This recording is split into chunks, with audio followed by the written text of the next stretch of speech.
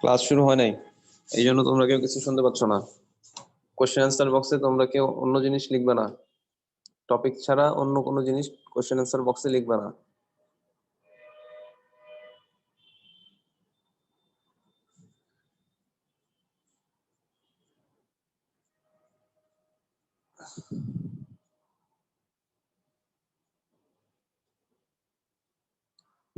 দাগানো বইয়ের PDF logistic চ্যানেলে দেওয়া আছে, ওখান থেকে নিয়ে নিবা।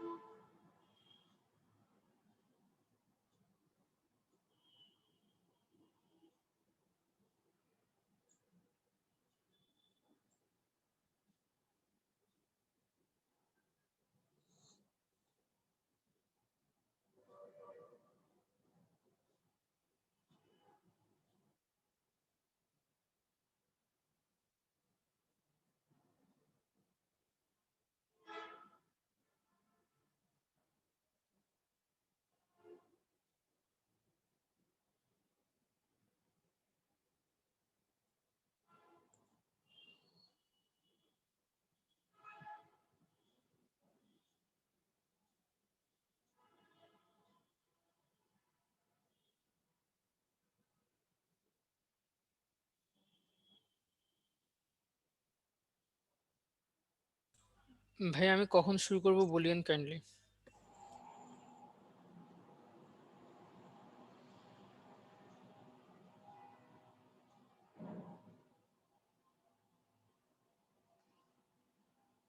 প্লিজ টপিকের বাইরে কোনো কোশ্চেন, টপিকের বাইরে এমন কোনো জিনিস কোশ্চেন অ্যান্সার বক্সে লিখবে না তোমরা।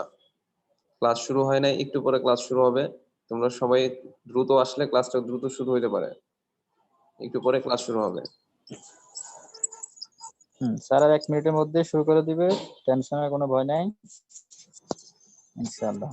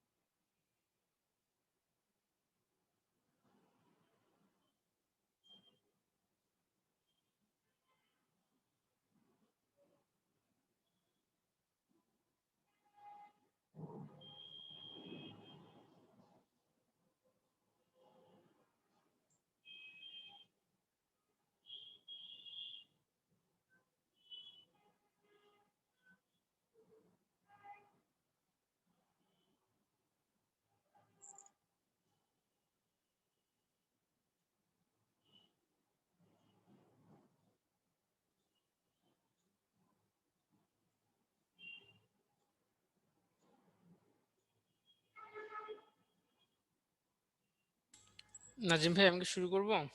জি শুরু করে দেন ভাই, শুরু করে দেন। জি ঠিক আছে। আসসালামু আলাইকুম প্রিয় শিক্ষার্থীরা। ওয়ালাইকুম আসসালাম। আশা করি তোমরা সবাই ভালো আছো। তো আজকে আমাদের লেকচার হচ্ছে সি টু লেকচারে আমরা মৌলের পর্যাবৃত্তিক ধর্ম এবং রাসায়নিক বন্ধন এই চ্যাপ্টারের ফার্স্ট পার্ট, মানে মৌলের পর্যাবৃত্তিক ধর্ম এতটুকু শেষ করি। রাসায়নিক বন্ধন সংকরণ এগুলো সি3 লেকচারে থাকবে। এবং আমাদের এই লেকচার আরেকটা অংশ হচ্ছে ল্যাবরেটরি নিরাপদ ব্যবহার, যেটা আজকে আমরা শেষ করবো ইনশাল্লাহ। তো আজকে আমরা প্রথমে মৌলের পর্যাবৃত্তিক ধর্ম পড়বো, তারপর আমরা ল্যাবরেটরি নিরাপদ ব্যবহার দেখবো। আশা করি তোমরা আমাদের সাথে থাকবে শেষ পর্যন্ত। আমরা বিভিন্ন সময় পোল দিব, তখন পোলের অ্যান্সার করবা। কখনো কখনো লেকচার স্ক্রিনের মধ্যে প্রশ্ন দিয়ে আমি চ্যাটে অ্যান্সার জানতে চাইবো, তখন তুমি চ্যাটে অ্যান্সার দিবা। তোমার টপিক রিলেটেড কোনো প্রশ্ন থাকলে তুমি কোয়েশ্চেন অ্যান্সার বক্সে করবা। আর যদি আজকের ক্লাসের পরে কোনো অসুবিধা থাকে তখন তোমাদের ফেসবুক গ্রুপে যে চ্যাট বক্স, যে প্রবলেম বক্স দেওয়া হয়, সেখানে তুমি প্রশ্ন করলে অ্যান্সার পেয়ে যাবে। কাইন্ডলি তোমরা চ্যাটে বা কোয়েশ্চেন অ্যান্সার বক্সে টপিকের বাইরে কোনো কিছু লিখিও না, সেটা তোমাদের আমাদের সবার জন্যই ভালো। তাহলে আমরা শুরু করি।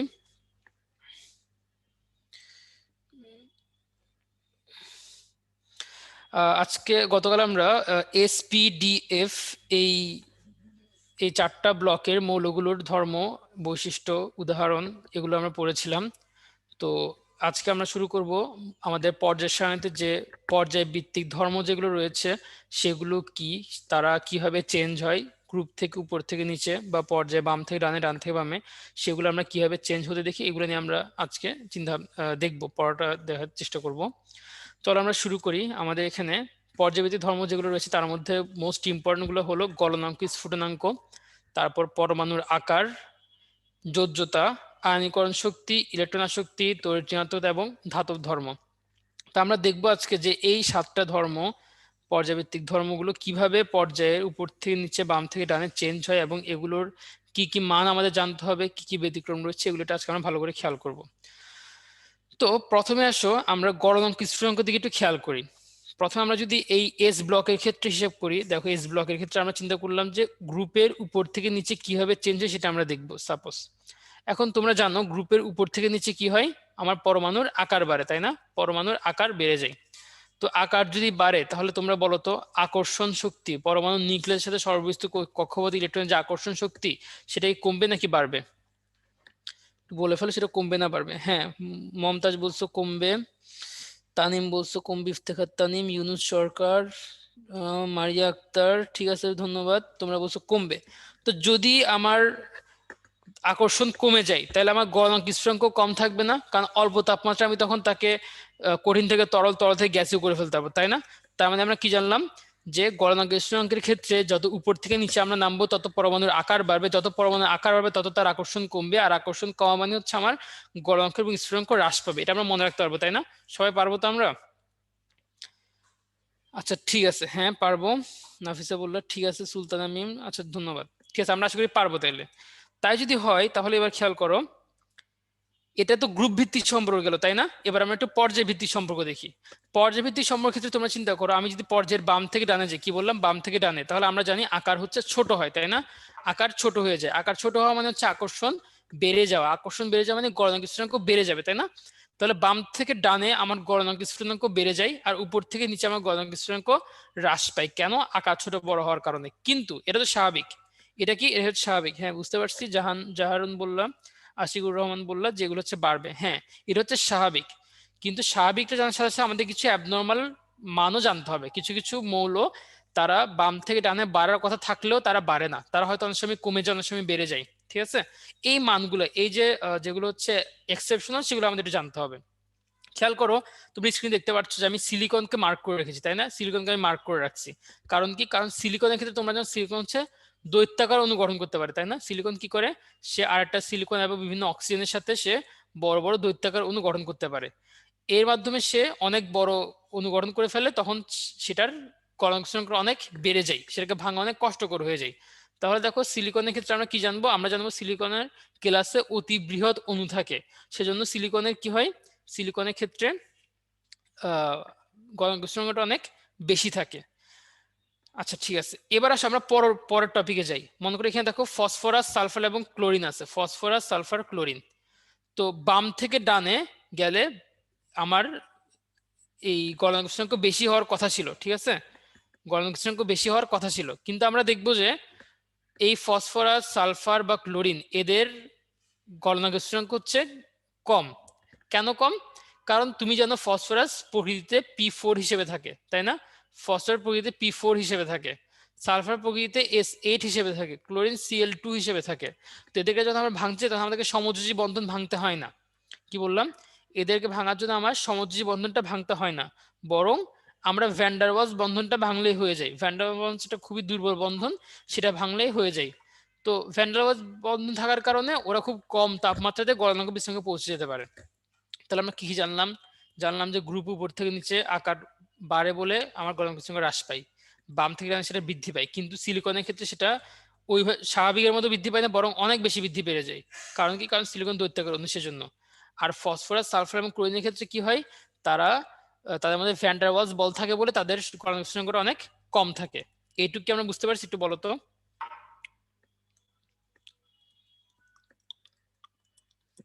ঠিক আছে, শাহনাজ বলছে বুঝছে, হামিলা বুঝছো, সুরাইয়া বুঝছে, তো হেবা বললো আবার বলেন। আচ্ছা ঠিক আছে, আমরা আবার বলছি, প্যারা নেই, একটু এখানে দেখো।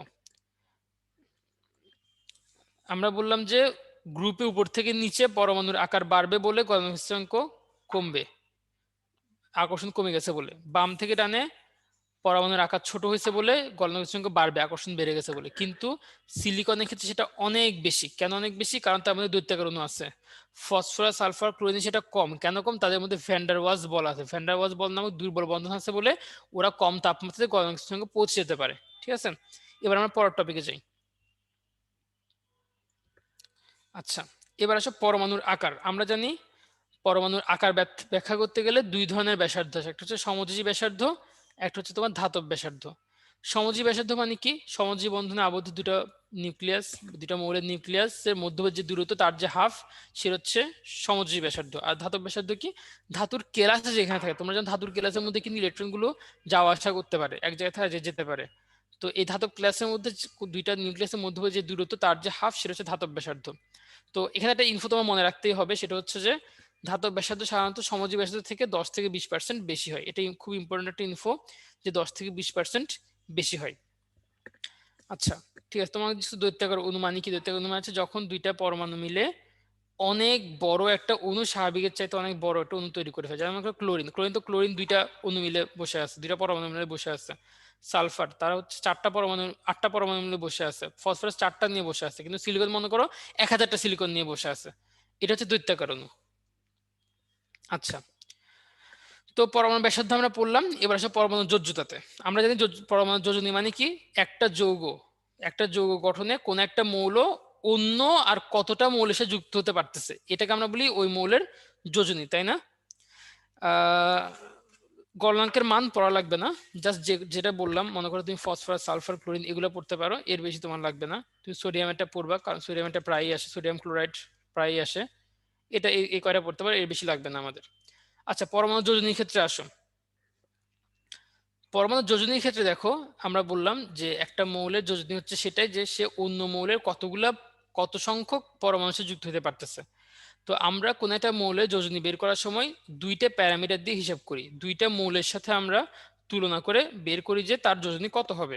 তো একটা মৌল হচ্ছে অক্সিজেন, আর হচ্ছে হাইড্রোজেন। মনে করো আমি লিখলাম Na2O, তার মানে কি? আমার একটা সোডিয়াম, একটা অক্সিজেন আর একটা সোডিয়াম, এভাবে তারা যুক্ত হয়েছে মনে করো। তাহলে আমি দেখছি যে একটা সোডিয়াম একটা অক্সিজেন যুক্ত হয়েছে, প্রতিটা সোডিয়াম একটা করে অক্সিজেন যুক্ত হয়েছে। তো তখন আমরা বলবো সোডিয়ামের যোজনী হচ্ছে 1, কারণ সে একটা অক্সিজেন যুক্ত হতে পারছে। আবার মনে করো আমি বললাম সোডিয়াম হাইড্রোক্সাইড, তাহলে এখানে দেখো সোডিয়াম একটা হাইড্রোক্সাইড যুক্ত হয়েছে। তো যখন আমি অক্সিজেনের সাপেক্ষে বের করি তখন বলা হয় যে সেটাকে অক্সিজেন যোজ্যতা। কি বললাম? কোন মৌলের অক্সিজেনের সাথে যুক্ত হওয়ার ক্ষমতাকে ওই মৌলের অক্সিজেন যোজ্যতা বলে। এখন যেহেতু সোডিয়াম একটার সাথে যুক্ত হতে পারছে, তাই আমরা বলি ওর অক্সিজেন যোজ্যতা 1। আর মনে করো কার্বন মনোক্সাইড, ও একটার সাথে যুক্ত হতে পারছে, ওর এখানে হচ্ছে তোর, মনে করো কার্বন মনোক্সাইড না, কার্বন ডাইঅক্সাইড ক্ষেত্রে, মনে করো কার্বন ডাইঅক্সাইড ক্ষেত্রে প্রতিটা কার্বন দুইটা অক্সিজেন যুক্ত হয়েছে। তো এক্ষেত্রে আমি বলবো যে ওর অক্সিজেন যোজ্যতা হচ্ছে 2, এরকম। বুঝতে পারছো? এরপরে দেখো, মনে করো আমি বললাম যে হাইড্রোজেন যোজ্যতা। হাইড্রোজেন যোজ্যতা মানে কি? হাইড্রোজেন যোজ্যতা মানে হচ্ছে যে কোন একটা মৌল হাইড্রোজেন কতটা হাইড্রোজেন যুক্ত হতে পারতেছে। যেমন দেখো NaH, NaH। এখন আমরা বলবো যে NaH এর ক্ষেত্রে সোডিয়াম হাইড্রোজেন হচ্ছে 1, কারণ কি সে একটা হাইড্রোজেন যুক্ত হতে পারতেছে। বুঝতে পারছো? এরকম তোমাকে বললো Cl, ক্লোরিনের হাইড্রোজেন যোজ্যতা কত? একটা ক্লোরিন একটা HCl যুক্ত হতে পারে, তখন আমরা বলি HCl হাইড্রোজেন যোজ্যতা হচ্ছে 1। বুঝতে পারছো? এভাবে অক্সিজেন এবং হাইড্রোজেনের সাথে তুলনা করে আমরা কোনো একটা মৌলের যোজনী নির্ধারণ করতে পারি। এখন যদি বলা হয় যে পরমাণুর যে যোজ্যতা বা যোজনী, এটা কিভাবে তোমার পর্যায়ের বাম থেকে ডান উপর থেকে চেঞ্জ হয়? তোমরা জানো যে গ্রুপে তো কখনোই যোজনী চেঞ্জ হয় না, গ্রুপে সবসময় যোজনী সেম থাকে, একটা গ্রুপে যোজনী সবসময় সেম থাকে। কিন্তু একটা ওটার ক্ষেত্রে কি বলে যে তোমার একটা পর্যায়ের ক্ষেত্রে আমরা জানি যে যোজনীটা বাম থেকে ডানে চেঞ্জ হতে পারে, প্রথমে সেটা বাড়তে থাকবে আবার সেটা কমতে থাকবে। কিন্তু কার্বন মনোক্সাইডের বলছে কার্বন মনোক্সাইড কি হবে? কার্বন মনোক্সাইডের ক্ষেত্রে কার্বন যোজ্যতা হচ্ছে 1, কারণ আমরা জানি এখানে তো জারণ সংখ্যা সেম থাকে না, তাই না? এক্ষেত্রে ওর কার্বনের অক্সিজেন যোজ্যতা হচ্ছে 1, কিন্তু কার্বন ডাই অক্সাইডের সেটা হবে 2, এরকম আর কি। আচ্ছা, তো আমরা এর পরে যাই, লাগবে না। আয়নীকরণ শক্তিতে আসো। এরপর টপিক হচ্ছে আয়নীকরণ শক্তি।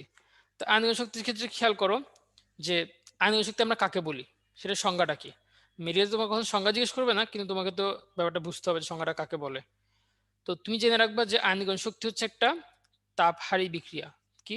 তাপহারী বিক্রিয়া। তাপহারী বিক্রিয়া মানে কি? তাপহারী বিক্রিয়া মানে হচ্ছে যে এই বিক্রিয়া ঘটানোর জন্য তোমাকে তাপ দিতে হবে, তুমি এটাতে তাপ দিবা। ঠিক আছে? তাপ দিলে কি হবে? তাপ দিলে একটা গ্যাসীয় তোমার বিচ্ছিন্ন পরমাণুর সাথে, একটা গ্যাস, এক মোল গ্যাসীয় বিচ্ছিন্ন পরমাণুর সাথে তুমি এক মোল ইলেকট্রনকে তুমি যুক্ত করবা। যুক্ত করতে এক মোল তুমি বের করে দিবা, এক মোল তুমি বের করে দিবা, বের করে তাকে ধনাত্মকে তুমি পরিণত করবা। সেটা করতে তোমার কি পরিমাণ শক্তি খরচ হবে, এটাই হচ্ছে আয়নীকরণ শক্তি। আমি কি বললাম আবার বলি, এক মোল গ্যাসীয় বিচ্ছিন্ন পরমাণু থেকে একটা ইলেকট্রনকে বের করে দিতে যে পরিমাণ শক্তি আমার খরচ হয় বা আমি দিচ্ছি, সেটাকে আমরা বলি আয়নীকরণ শক্তি। ঠিক আছে? তো মনে করি এটা হচ্ছে এক মোল বিচ্ছিন্ন একটা গ্যাসীয় পরমাণু, একটা মৌল।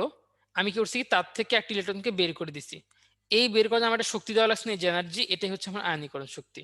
তাহলে আমাকে জানতে হবে যে এই আয়নীকরণ শক্তিটা পর্যায়ের বাম থেকে ডানে উপর থেকে নিচে কিভাবে চেঞ্জ হয়। তাহলে একটু দেখো, গ্যাসীয় বিচ্ছিন্ন বলতে আমরা বুঝাচ্ছি, মনে করো স্বাভাবিক অবস্থায় যদি একটা একটা সোডিয়াম থেকে একটা ইলেকট্রন বের হয়ে যায়, তাহলে সে কি করবে? সে ইনস্ট্যান্ট তার এই ঘাটতি পূরণ করার জন্য পাশ থেকে আরেকটা ইলেকট্রনকে নিয়ে ফেলবে না, নিয়ে ফেলে সে আবার সোডিয়াম হয়ে যাবে। আমরা বলছি না, ধরি ও এমন একটা জায়গায় যেখানে ওর আশেপাশে কেউ নেই, ও একটা বিচ্ছিন্ন অবস্থায় আছে, ও একটা গ্যাসীয় অবস্থায় আছে, বিচ্ছিন্ন অবস্থায় আছে, যে ও প্লাস হওয়ার পর কেউ ও আরেকটা ইলেকট্রন দান করে নিউট্রাল করে দিতে পারবে না, আমরা এটা মিন করতেছি। আচ্ছা, এখন দেখো আমরা যেটা বললাম যে একটা পর্যায়ের ক্ষেত্রে উপর থেকে নিচে কিভাবে চেঞ্জ হবে। আমরা যদি পর্যায় উপর থেকে নিচে উপর নিচে নামলে কি হয়, আমার আকারটা বেড়ে যায়। তো আকারটা বেড়ে গেলে কি হবে? আকারটা বেড়ে গেলে আমার আকর্ষণ শক্তি কমে যাবে। আকর্ষণ শক্তি যদি কমে যায়, একটা নিউক্লিয়াসের সাথে যদি আমার সর্বপরিস্থ কক্ষপথ ইলেকট্রনের আকর্ষণ শক্তি কমে যায়, তাহলে আমি সহজে অল্প তাপ প্রয়োগ করে ইলেকট্রনকে বের করে ফেলতে পারবো, তাই না? তাই দেখো, যদি আমার উপর থেকে নিচে নামিয়ে আমি একটা গ্রুপের, তাহলে আমার আকার বেড়ে যায়। আকার বাড়লে কি হয়? আয়নীকরণ শক্তি হ্রাস পায়। এটুকু আমরা বুঝতে পারছি, তাই না? হ্যাঁ, আজ শরীফুল ইসলাম বলছে বুঝতে পারছেন, কমবে। ঠিক আছে, এবার তাহলে আমরা দেখি পর্যায় ক্ষেত্রে কি হবে। ধরো পর্যায় ক্ষেত্রে দেখো, বাম থেকে ডানে গেলে আমার তো আকার কমতেছে, আকার কমা মানে হচ্ছে আকর্ষণ বাড়া। নিউক্লিয়াসের সাথে সর্বশেষ কক্ষপথ ইলেকট্রনের আকর্ষণ বাড়বে। আকর্ষণ বাড়লে আমার সর্বশেষ কক্ষপথ ইলেকট্রন থেকে একটা ইলেকট্রনকে বের করে দিতে বেশি শক্তি প্রয়োগ করতে হবে, তাই না? তাই আমার আয়নীয় শক্তি কি হবে? বাড়বে। বাম ডানে বাড়বে, উপর নিচে কমবে। হ্যাঁ, বাম থেকে ডানে গেলে বাড়বে। হৃদয় চন্দ্র বলছো যে বাম থেকে ডানে বাড়বে, উপর নিচে কমবে। সেটাই, উপর থেকে নিচে হলে কমে, কিন্তু বাম থেকে ডানে হলে বাড়ে। তাহলে দেখি আমরা জেনে গেলাম যে আয়নীকরণ শক্তি উপর থেকে নিচে কমে, বাম থেকে ডানে বাড়ে। কিন্তু এটা তো স্বাভাবিক, কিছু কিছু ক্ষেত্রে এক্সেপশন আছে, তাই না? এই এক্সেপশন গুলো আমাদের এখন মনে রাখতে হবে, যে এক্সেপশন গুলো কোথায় কোথায় আছে, কি কারণে এক্সেপশন হচ্ছে, আগামী 5 মিনিট আমরা সেটা বুঝবো। ঠিক আছে, প্রথমে আসো আমরা দেখি যে এক্সেপশনটা কেন হয়। এক্সেপশন কেন হয় সেটা আমরা দেখবো। এক্সেপশন হয় কি কারণে? এক্সেপশন হয় পূর্ণ এবং অর্ধপূর্ণ ইলেকট্রন বিন্যাস থাকার কারণে। দেখো, পূর্ণ এবং অর্ধপূর্ণ অরবিটাল যুক্ত পরমাণু হচ্ছে অধিক সুস্থির। কি বললাম? যদি কোনো পরমাণুর অরবিটাল পূর্ণ থাকে অথবা অর্ধপূর্ণ থাকে, তাহলে কি হবে? তাহলে সেটা অধিক সুস্থির থাকবে, ওর মধ্যে থেকে ইলেকট্রন বের করতে আমার অনেক কষ্ট হবে, ঠিক আছে? তো তাই যদি হয় তাহলে দেখো আমরা দুইটা উদাহরণ দেখি, একটা বেরিলিয়াম, একটা হচ্ছে বোরন। কি বললাম? বেরিলিয়াম এবং বোরন। আমরা বলছি কি বাম থেকে ডানে বাড়ে বলছি, তাই না? বাম থেকে ডানে আয়নিক শক্তি বাড়ে, তাহলে কি হওয়ার কথা ছিল? বোরনে আয়নিক শক্তি বেশি হওয়ার কথা, বেরিলিয়ামে আয়নিক শক্তি কম হওয়ার কথা, তাই না? কিন্তু আমরা যখন ওদের মান দেখবো, দেখবো যে আমরা বেরিলিয়ামে আয়নিক শক্তি হচ্ছে দেখো 899 কিলোজুল পার মোল, যেন বোরন হচ্ছে 800 কিলোজুল পার মোল। তাহলে ব্যাপারটা উল্টো হয়ে গেল না? কথা ছিল বোরনের বেশি হবে, কিন্তু বোরনে হয়ে আছে কম, বেরিলিয়ামে কম হওয়ার কথা সে হয়ে আছে বেশি। এখন এটা কেন? আমরা যখন দেখবো যে কেন, তখন আমরা দেখবো যে ওদিকে ইলেকট্রন বিন্যাসটা আমরা একটু খেয়াল করে দেখো। বেরিলিয়াম ইলেকট্রন বিন্যাস করতে কত? 1s2 2s2। 1s2 মানে কি? 1s2 মানে হচ্ছে একটা 1s1 1s2। 2s2 মানে কি? 2s1 2s2। তাহলে দেখো ওরা পূর্ণ অরবিটাল না একটা? ওটা একটা পূর্ণ অরবিটাল। তো এই পূর্ণ অরবিটাল থেকে ইলেকট্রনকে বের করতে গেলে আমার অনেক শক্তি দিতে হয়, ঠিক আছে? অনেক শক্তি দিতে হয়। এরপর তুমি বোরনেরটা দেখো, বোরনের কি 1s2 2s2 2p1। এখন 2p1 মানে কি? 2p1 মানে যে 2p এর পরে 2px1 2py1 2pz1 খালি আছে, চাইলে এখানে আরেকটি ইলেকট্রন বসতে পারে বা এই ইলেকট্রনটাকে খুব সহজে বের করে দেওয়া যাবে, তাই না? তাইলে দেখা যাচ্ছে বোরনে আংশিক পূর্ণ ইলেকট্রন বিন্যাস থাকার কারণে, আংশিক পূর্ণ অরবিটাল থাকার কারণে সহজে বের করে দেওয়া যাচ্ছে, তাই মানটা কম। কিন্তু বেরিলিয়ামের ক্ষেত্রে পূর্ণ অরবিটাল বলে সহজে বের করতে পারছেন, তাই মানটা বেশি। এই দুইটা মানটা আমরা কষ্ট করে মুখস্থ করবো, ঠিক আছে? তাহলে আমরা একটা উদাহরণ বললাম কি, বেরিলিয়াম আর বোরন। বেরিলিয়াম পড়ছি আর বোরন পড়ছি। আর একটা পড়বো এখন আমরা নাইট্রোজেন এবং অক্সিজেন। কি বললাম? নাইট্রোজেন এবং অক্সিজেন। নাইট্রোজেন ক্ষেত্রে আমরা কি দেখবো? নাইট্রোজেনের ক্ষেত্রে আমরা দেখবো যে নাইট্রোজেনের ক্ষেত্রে আমরা আয়নীকরণ শক্তি পাই 1402 কিলোজুল, অক্সিজেন পাই কত? 1314। অথচ অক্সিজেনের বেশি হওয়ার কথা, কারণ অক্সিজেন বেশি ডানে আসছে, নাইট্রোজেন কম হওয়ার কথা ছিল। কিন্তু এরকমটা কেন হলো? ওদের ইলেকট্রন বিন্যাসটা আমাদের দেখতে হবে। দেখো নাইট্রোজেন ইলেকট্রন বিন্যাসে দেখো 2px1 2py1 2pz1। তার মানে কি ও পুরোপুরি ভাবে একটা অর্ধপূর্ণ অরবিটালের মধ্যে আছে, তাই না? কিন্তু দেখো আমার এই যে এই অক্সিজেন, সে 2px2 2py1 2pz1 হিসেবে আছে। তার মানে কি আমি চাইলে ওর এখান থেকে একটা ইলেকট্রন বাইরে পাঠাই দিয়ে ওকে এরকম অর্ধপূর্ণ অরবিটাল বানিয়ে দিতে পারবো, তাই না? তাই অক্সিজেন থেকে ইলেকট্রন বের করাটা সহজ, কিন্তু নাইট্রোজেন থেকে ইলেকট্রন বের করাটা সহজ না। তাই দিন শেষে নাইট্রোজেনটা বেশি হয়ে গেছে। বুঝতে পারছো? এরকম ঠিক সিমিলার ভাবে ম্যাগনেসিয়াম, অ্যালুমিনিয়াম এদের মধ্যে উল্টাপাল্টা আছে, ফসফরাস সালফেট এদের মধ্যে উল্টাপাল্টা আছে। তাহলে এই কয়টা তোমাকে একটু জানতে হবে: beryllium, boron, nitrogen, oxygen, magnesium, aluminium, phosphorus, sulphur. এই চারটা গ্রুপ হচ্ছে কি আমাদের স্বাভাবিক যে নিয়মটা সেটা মানে না। বুঝতে পারছো সবাই? মানগুলো মুখস্থ করতে পারো, এখন পর্যন্ত মেডিকেল আসে না, তবে ভার্সিটির জন্য ইম্পর্টেন্ট অনেক। তাহলে আমরা একটু সামারি করি, কি কি বললাম সেটা একটু সামারি করি আমরা। সামারি হচ্ছে দেখো, পরমাণু যদি আকার বাড়ে তাহলে আয়নীকরণ শক্তি হ্রাস পাবে, তাই না? এটা হচ্ছে গ্রুপ ভিত্তিক সম্পর্ক। এটা কি? গ্রুপ ভিত্তিক সম্পর্ক, ঠিক আছে? আর যদি উপশক্তি স্তর বাড়ে, মানে পর্যায়ে ক্ষেত্রে উপশক্তি স্তর বাড়লে আয়নিক শক্তি বৃদ্ধি পাবে, এটা হচ্ছে পর্যায়ভিত্তিক সম্পর্ক। আর যদি পূর্ণ এবং অর্ধপূর্ণ অরবিটাল থাকে তাহলে কিছু কিছু ক্ষেত্রে ব্যতিক্রম হবে, যেমন কি beryllium, boron, nitrogen, oxygen, magnesium, aluminium, ওদিকে হচ্ছে তোমার ফসফরাস আর সালফার, ঠিক আছে? এইসব ক্ষেত্রে আমাদের স্বাভাবিক নিয়মটা আর মানবে না। তো এগুলো যদি বুঝতে পারো তাহলে তোমরা আমাকে বলো যে পর্যায় সারণীর সবচেয়ে কম আয়নীকরণ শক্তি সম্পন্ন মৌল কোনটা হতে পারে। দেখি বলো, চ্যাটের মধ্যে বলো যে সবচেয়ে কম আয়নীকরণ শক্তি সম্পন্ন মৌল কোনটা। সবচেয়ে কম কত?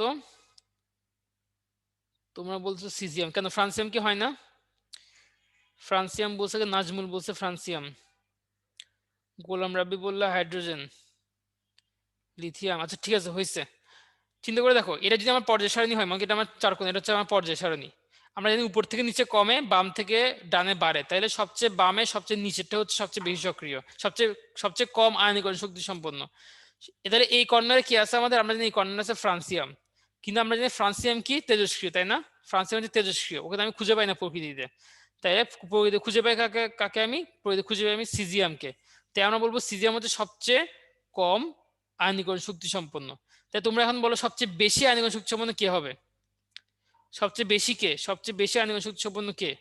অলরেডি বলছো, তোহাইবা বলছো, হাইবুর রহমান বলছো, মোহাম্মদ ইশতিয়াক বলছো হিলিয়াম। হ্যাঁ, সবচেয়ে উপরে সবচেয়ে কর্নারে কে থাকে?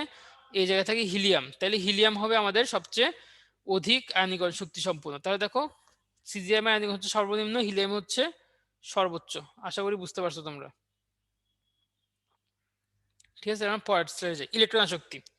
একটু খেয়াল করো, এটা বুঝার জিনিস আছে অনেক ইলেকট্রন আসক্তিটাতে, সবাই একটু ভালো করে খেয়াল করো। সবচেয়ে প্রথম যে কথা ইলেকট্রন আসক্তি, সেটা হচ্ছে সবচেয়ে প্রধান অ্যান্সারটা হচ্ছে যে সবচেয়ে প্রথম যে কথাটা জানতে হবে সেটা হচ্ছে ইলেকট্রন আসক্তি একটা তাপ উৎপাদী বিক্রিয়া। কি বিক্রিয়া? তাপ উৎপাদী বিক্রিয়া। আগেরটা ছিল তাপহারী বিক্রিয়া, তাপ উৎপাদী বিক্রিয়া। এখন খেয়াল করো, ইলেকট্রন আসক্তি মানে হচ্ছে একটা আগের মতো গ্যাসীয় বিচ্ছিন্ন 1 মোল পরমাণুর সাথে তুমি কি করবে, একটা 1 মোল ইলেকট্রনকে যোগ করবা। তাহলে 1 মোল ইলেকট্রন যদি তুমি যোগ করো, তাহলে কি হবে, সেখান থেকে কিছু শক্তি উৎপন্ন হবে। ঠিক আছে, কিছু শক্তি উৎপন্ন হবে। এখন তোমার বেসিক জিনিস তোমার আমি বলি, তুমি মনে রাখো যে যদি ইলেকট্রন কম সহজে ঢুকে যেতে পারে, যদি কোনো একটা জায়গায় ইলেকট্রন সহজে চলে আসতে পারে, তাহলে তাপ উৎপন্ন হয় কম, তাপ কম উৎপন্ন হয়। বুঝতে পারছো আমার কথা? যদি সহজ ইলেকট্রন আসতে পারে তাহলে কম তাপ উৎপন্ন হবে। আর যদি অনেক কষ্ট ইলেকট্রন আসে, কঠিনভাবে যদি অনেক কষ্ট করে যদি ইলেকট্রনকে আনতে হয়, তাইলে আমার তাপটা অনেক বেশি উৎপন্ন হবে। ব্যাপারটা বুঝতে পারছো কি বললাম? কোন একটা মোলের মধ্যে যদি আমার কম খরচে আমি ইলেকট্রনকে প্রবেশ করাইতে পারি, যেহেতু কম খরচে প্রবেশ করাইছি, তাহলে অল্প তাপ উৎপন্ন হবে। আর যদি আমার কোথাও ইলেকট্রন প্রবেশ করতে অনেক কষ্ট করতে হয়, তাহলে সেখানে বেশি তাপ উৎপন্ন হবে। এটুক বুঝে গেছে? যে কথাটা বললাম, যে দুইটা লাইন বললাম, এটুকু কি তোমরা বুঝতে পারছো? আচ্ছা ঠিক আছে, বুঝতে পারছো তোমরা, তানভীর বলছে বুঝতে পারছি। ঠিক আছে, এবার তাহলে আমরা গ্রুপ এবং পর্যায়ে কিভাবে চেঞ্জ হয় সেটা দেখবো। এটা একটু বুঝতে হবে। তোমরা আগামী 5 মিনিট একটু মনোযোগ দিয়ে মানে একটু কষ্ট করে মনোযোগ দাও। 5 মিনিট পরে দরকার হলে আমি গ্যাপ দিব, একটু আগামী 5 মিনিট মনোযোগ দিয়ে শুনো। এটা বইয়ে অত সহজে বুঝাই বলে নেই, আমরা একটু বোঝার চেষ্টা করি। দেখো, এটা আমাদের একটা পর্যায় সারণী। আমরা উপর থেকে নিচে নামবো। কি বললাম? উপর থেকে নিচে নামবো। তুমি যদি উপর থেকে নিচে নামো, তাহলে আমার আকার হয়ে যাবে কিরকম, বড়, আকার বড় হয়ে যাবে। তো আমার যদি একটা ইলেকট্রনের আকারটা বড় হয়ে যায়, তাহলে আমি কম খরচে সহজে আমি কি করতে পারবো, ইলেকট্রন ঢুকাই ফেলতে পারবো, তাই না? সহজে আমি ইলেকট্রনকে ঢুকাতে পারবো। যদি আমি সহজে ইলেকট্রনকে ঢুকাতে পারি, তাহলে কম তাপ উৎপন্ন হবে, কম তাপ উৎপন্ন হবে। তাই আমরা বলি গ্রুপের উপর থেকে নিচে নামলে আয়নীকরণ শক্তি হ্রাস পায়। কি বলি? উপর থেকে নিচে নামলে আয়নীকরণ শক্তি হ্রাস পায়। তাহলে ব্যাখ্যাটা কি, খেয়াল কর, ব্যাখ্যাটা বুঝতে হবে, না বুঝলে এখানে ঝামেলা আছে পরে। যত তুমি নিচে নামবা তত আকারটা বাড়বে, যত তোমার আকার বাড়বে তত সহজে তুমি ইলেকট্রনকে জায়গা করতে পারবা। যেহেতু ইলেকট্রনকে তুমি কম খরচে ঢুকাচ্ছ, তাই বিক্রিয়া শেষে কম তাপ উৎপন্ন হবে, কারণ এটা একটা তাপ উৎপাদী বিক্রিয়া। ঠিক আছে, এবার আসো, এই যে নিয়মটা বললাম, এটা কিছু ব্যতিক্রম আছে। কি বললাম? এটা কিছু ব্যতিক্রম আছে। ব্যতিক্রমটা কি? ব্যতিক্রম হচ্ছে এই যে ফ্লোরিন, ক্লোরিন, ব্রোমিন, আয়োডিনে। Fluorine, chlorine, bromine, iodine. স্বাভাবিকভাবে আমরা জানি উপর থেকে নিচে নামলে কি হয়, আকার বাড়ে। আকার বাড়লে তাপ উৎপন্ন কম হয়, তাপ উৎপাদন কম হয়। ঠিক আছে, তাহলে সবচেয়ে বেশি তাপ উৎপন্ন কারো হয়? ফ্লোরিনের হওয়া উচিত, সবচেয়ে বেশি তাপ উৎপন্ন হওয়া উচিত ফ্লোরিনের। ঠিক আছে, তারপরে ক্লোরিন, তারপর ব্রোমিন, তারপর আয়োডিন। কিন্তু দেখা যায় যে ফ্লোরিনটা হচ্ছে তোমার কি, ফ্লোরিনটা খুব ছোট, ফ্লোরিন সাইজে খুব ছোট। ছোট বলে হয় কি, ওর ভেতরে তড়িতের মানে ইলেকট্রনের ঘনত্ব অনেক বেশি, এটার ঘনত্ব অনেক বেশি। তো যে কারণে আমার দেখা যায় যে আমি যেই তাপ, যে অনেক বেশি কষ্ট হওয়ার কথা না, অনেক বেশি কষ্টটা আমার ঢুকানোর কথা না, কিন্তু দেখা যায় যে ওর দূরত্বটা কম। দেখো এই দূরত্বটা কম, দূরত্ব কম বলে তত কষ্ট না হয়েই আমি রিসিভ করে ফেলতে পারি ইলেকট্রনটা। তুমি কি বুঝতে পারছো আমার কথা? আমি আবার বলি, দেখো, কথা ছিল ফ্লোরিনের সবচেয়ে বেশি কষ্ট হবে, সবচেয়ে বেশি কষ্ট হওয়া মানে সবচেয়ে বেশি তাপ উৎপন্ন হবে, তাই না? কিন্তু ও তো দূরত্ব কম, ওর সাইজ যেহেতু ছোট, দূরত্বটা কম, তাহলে যখন একটি ইলেকট্রন যেখানে আসে, ওকে তাড়াতাড়ি রিসিভ করে ফেলতে পারে, যে কারণে যত বেশি তাপ উৎপন্ন কথা ছিল সেটা আর উৎপন্ন হইতে পারে না। তাহলে ওর মানটা হয়ে একটু কম। ক্লোরিনে দেখা যায় যে হচ্ছে বেশি কষ্ট হয়, ক্লোরিনে ইলেকট্রন পুশ করতে তার চেয়ে বেশি কষ্ট হয়, ক্লোরিনটা হচ্ছে বেশি। তো আমরা তখন বলি যে ক্লোরিন, ফ্লোরিন, ব্রোমিন, তারপর আয়োডিন, এরকম বলি আমরা। বুঝতে পারছো? আমি আবার রিপিট করি তাহলে। আমরা বললাম যে নর্মাল স্বাভাবিক কি ছিল, যত ছোট হবে তত তাপ উৎপন্ন বেশি হবে, ইলেকট্রন তত বেশি। কিন্তু দেখলাম যে আমি ওর সাইজ ছোট বলে নিউক্লিয়াসটা এটাকে আকর্ষণ করতে পারে, তো যত বেশি তাপ উৎপন্ন হওয়ার কথা ছিল, যত বেশি কষ্টের কথা ছিল, সেটা আর হয় না, একটু কম উৎপন্ন হয়। তো দেখা যায় সেজন্য আমি এখান থেকে অত বেশি তাপ উৎপন্ন আর করতে পারি না, বরং ক্লোরিন থেকে তার চেয়ে বেশি তাপ উৎপন্ন হয়ে যায়। এই কারণে ফ্লোরিন, ক্লোরিন, ব্রোমিন, আয়োডিন না হয়ে এই সিরিজটা কি হয়, ক্লোরিন, ফ্লোরিন, তারপর ব্রোমিন, আয়োডিন হয়। তাপ উৎপন্নের সাথে ইলেকট্রন আসক্তির সম্পর্ক কি সানজিদা জিজ্ঞেস করছে। ওই যে আমি শুরুতেই এই জন্য এই কথাটা বলে নিয়েছি যে ইলেকট্রন আসক্তি হচ্ছে একটা তাপ উৎপাদী বিক্রিয়া। এই বিক্রিয়া হইতে হইলে আমার বিক্রিয়া সে তাপ উৎপন্ন হইতে হবে, নাহলে বিক্রিয়াটা হবে না। এই জন্য এখানে তাপের সাথে সম্পর্ক আছে। তুমি আমাদের বইটা খুললে দেখবে বইয়ের মধ্যে লেখা আছে শুরুতেই যে এটা একটা তাপ উৎপাদী বিক্রিয়া, আর ওইটা ছিল আগেটা ছিল তাপহারী বিক্রিয়া। তুমি এটা বিক্রিয়া করতে হলে তোমাকে একটা সক্রিয়ণ শক্তি অর্জন করতে হবে না, ওই সক্রিয়ণ শক্তি তুমি তাপের মাধ্যমে অর্জন করতে পারবে, এছাড়া তুমি অর্জন করতে পারবে না। তাহলে দেখো আমরা কি কি পড়ছি, আমরা গ্রুপ ভিত্তিক সম্পর্ক পড়ছি এবং গ্রুপ ভিত্তিক সম্পর্কে ব্যতিক্রম পড়ছি। এখন আমরা পর্যায়ভিত্তিক সম্পর্ক দেখব, পর্যায়ভিত্তিক সম্পর্কে ব্যতিক্রম দেখব। তাহলে পর্যায়ে আসো, বাম থেকে ডানে যাচ্ছি আমি। বাম থেকে ডানে গেলে আকারটা কি হবে, আকারটা ছোট হবে। আকারটা ছোট হওয়া মানে আমার ইলেকট্রন ঢুকাইতে কষ্ট হবে। কেন কষ্ট হবে? কারণ ইলেকট্রন ঘনত্ব সেখানে বেড়ে গেছে। সবার সাইজ তো ফ্লুইডের মতো পিচ্ছি না, অনেকের সাইজ তো বড় বড়। তো দিন শেষে তাহলে বাম থেকে ডানে গেলে আকার বাড়ে, আকার বাড়ে মানে হচ্ছে আমার ইলেকট্রন আসক্তি মানে তোমার বেড়ে যাবে। তাহলে নিয়মটা কি, বাম থেকে ডানে গেলে ইলেকট্রন আসক্তি বাড়ে, সবার ক্ষেত্রে এটা স্বাভাবিক নিয়ম, এটা হচ্ছে স্বাভাবিক নিয়ম। যদি আমরা তোমাকে দেখাই যে বাম থেকে ডানে গেলে তোমার ইলেকট্রনটা, হ্যাঁ বাম থেকে ডানে গেলে হচ্ছে ইলেকট্রন আকার ছোট হয়ে যায় বলে আকর্ষণ বেড়ে যায়, তখন ইলেকট্রন ঢুকাইতে কষ্ট হয়, তাপ বেশি উৎপন্ন হয়। বাম থেকে ডানে গেলে ইলেকট্রন আসক্তি বাড়ে, ইলেকট্রন আসক্তি বাড়ে, আকার কমে। বাম থেকে ডানে আকার কমে, ইলেকট্রন আসক্তি বাড়ে, এটা ছিল স্বাভাবিক। ঠিক আছে, এটা হচ্ছে স্বাভাবিক। হ্যাঁ এখন ওই মেহেদী হাসান বলছো ইলেকট্রন তো বিকর্ষণ করার কথা, হ্যাঁ বিকর্ষণ করে, কিন্তু দিন শেষে দেখা যায় ওর তো আকারটা বড়, ফ্লোরিনের মতো তো ওর আকার বড় বলতে বলছে ফ্লোরিনের তুলনায় তো ওদের আকার বড়, তাই না? সেই হিসেবে দেখা যায় যে যতটুকু বিকর্ষণ করার কথা তার চেয়ে বেশি মানে আকার বড় ছোট হিসেবে ওর মানে আসতে পারে, সেই ইলেকট্রনকে ঢুকাইতে পারে। দিন শেষে আমার কষ্ট বেশি হয়, কষ্ট বেশি হওয়া মানে হচ্ছে তাপ উৎপাদন বেশি হবে। ঠিক আছে, তো সামারিটা কি, সামারি হচ্ছে বাম থেকে ডানে গেলে আমার আকার ছোট হবে এবং ইলেকট্রন আসক্তি বাড়বে। এখন দেখো এটা তো স্বাভাবিক, তাহলে এক্সেপশনটা কি? এক্সেপশন হচ্ছে এই যে কার্বন, নাইট্রোজেন এবং অক্সিজেন, এখানে হচ্ছে আমার এক্সেপশন কার্বন, নাইট্রোজেন এবং অক্সিজেনে। তো তোমরা বলো কার্বন আর অক্সিজেনে স্বাভাবিক কি ছিল? স্বাভাবিক ছিল যে অক্সিজেন সবচেয়ে বেশি থাকবে, তারপরে নাইট্রোজেন, তারপরে কার্বন, তাই না? বাম থেকে ডানে গেলে এরকমই তো হওয়ার কথা, স্বাভাবিক ছিল এমনটা। কিন্তু দেখা যাবে যে এরকম না হয়ে আমরা পাবো যে কার্বনের চাইতেও নাইট্রোজেন কম, অক্সিজেন চাইতেও নাইট্রোজেন কম, আমরা এরকম একটা মান পাবো। উত্তর হচ্ছে কেন?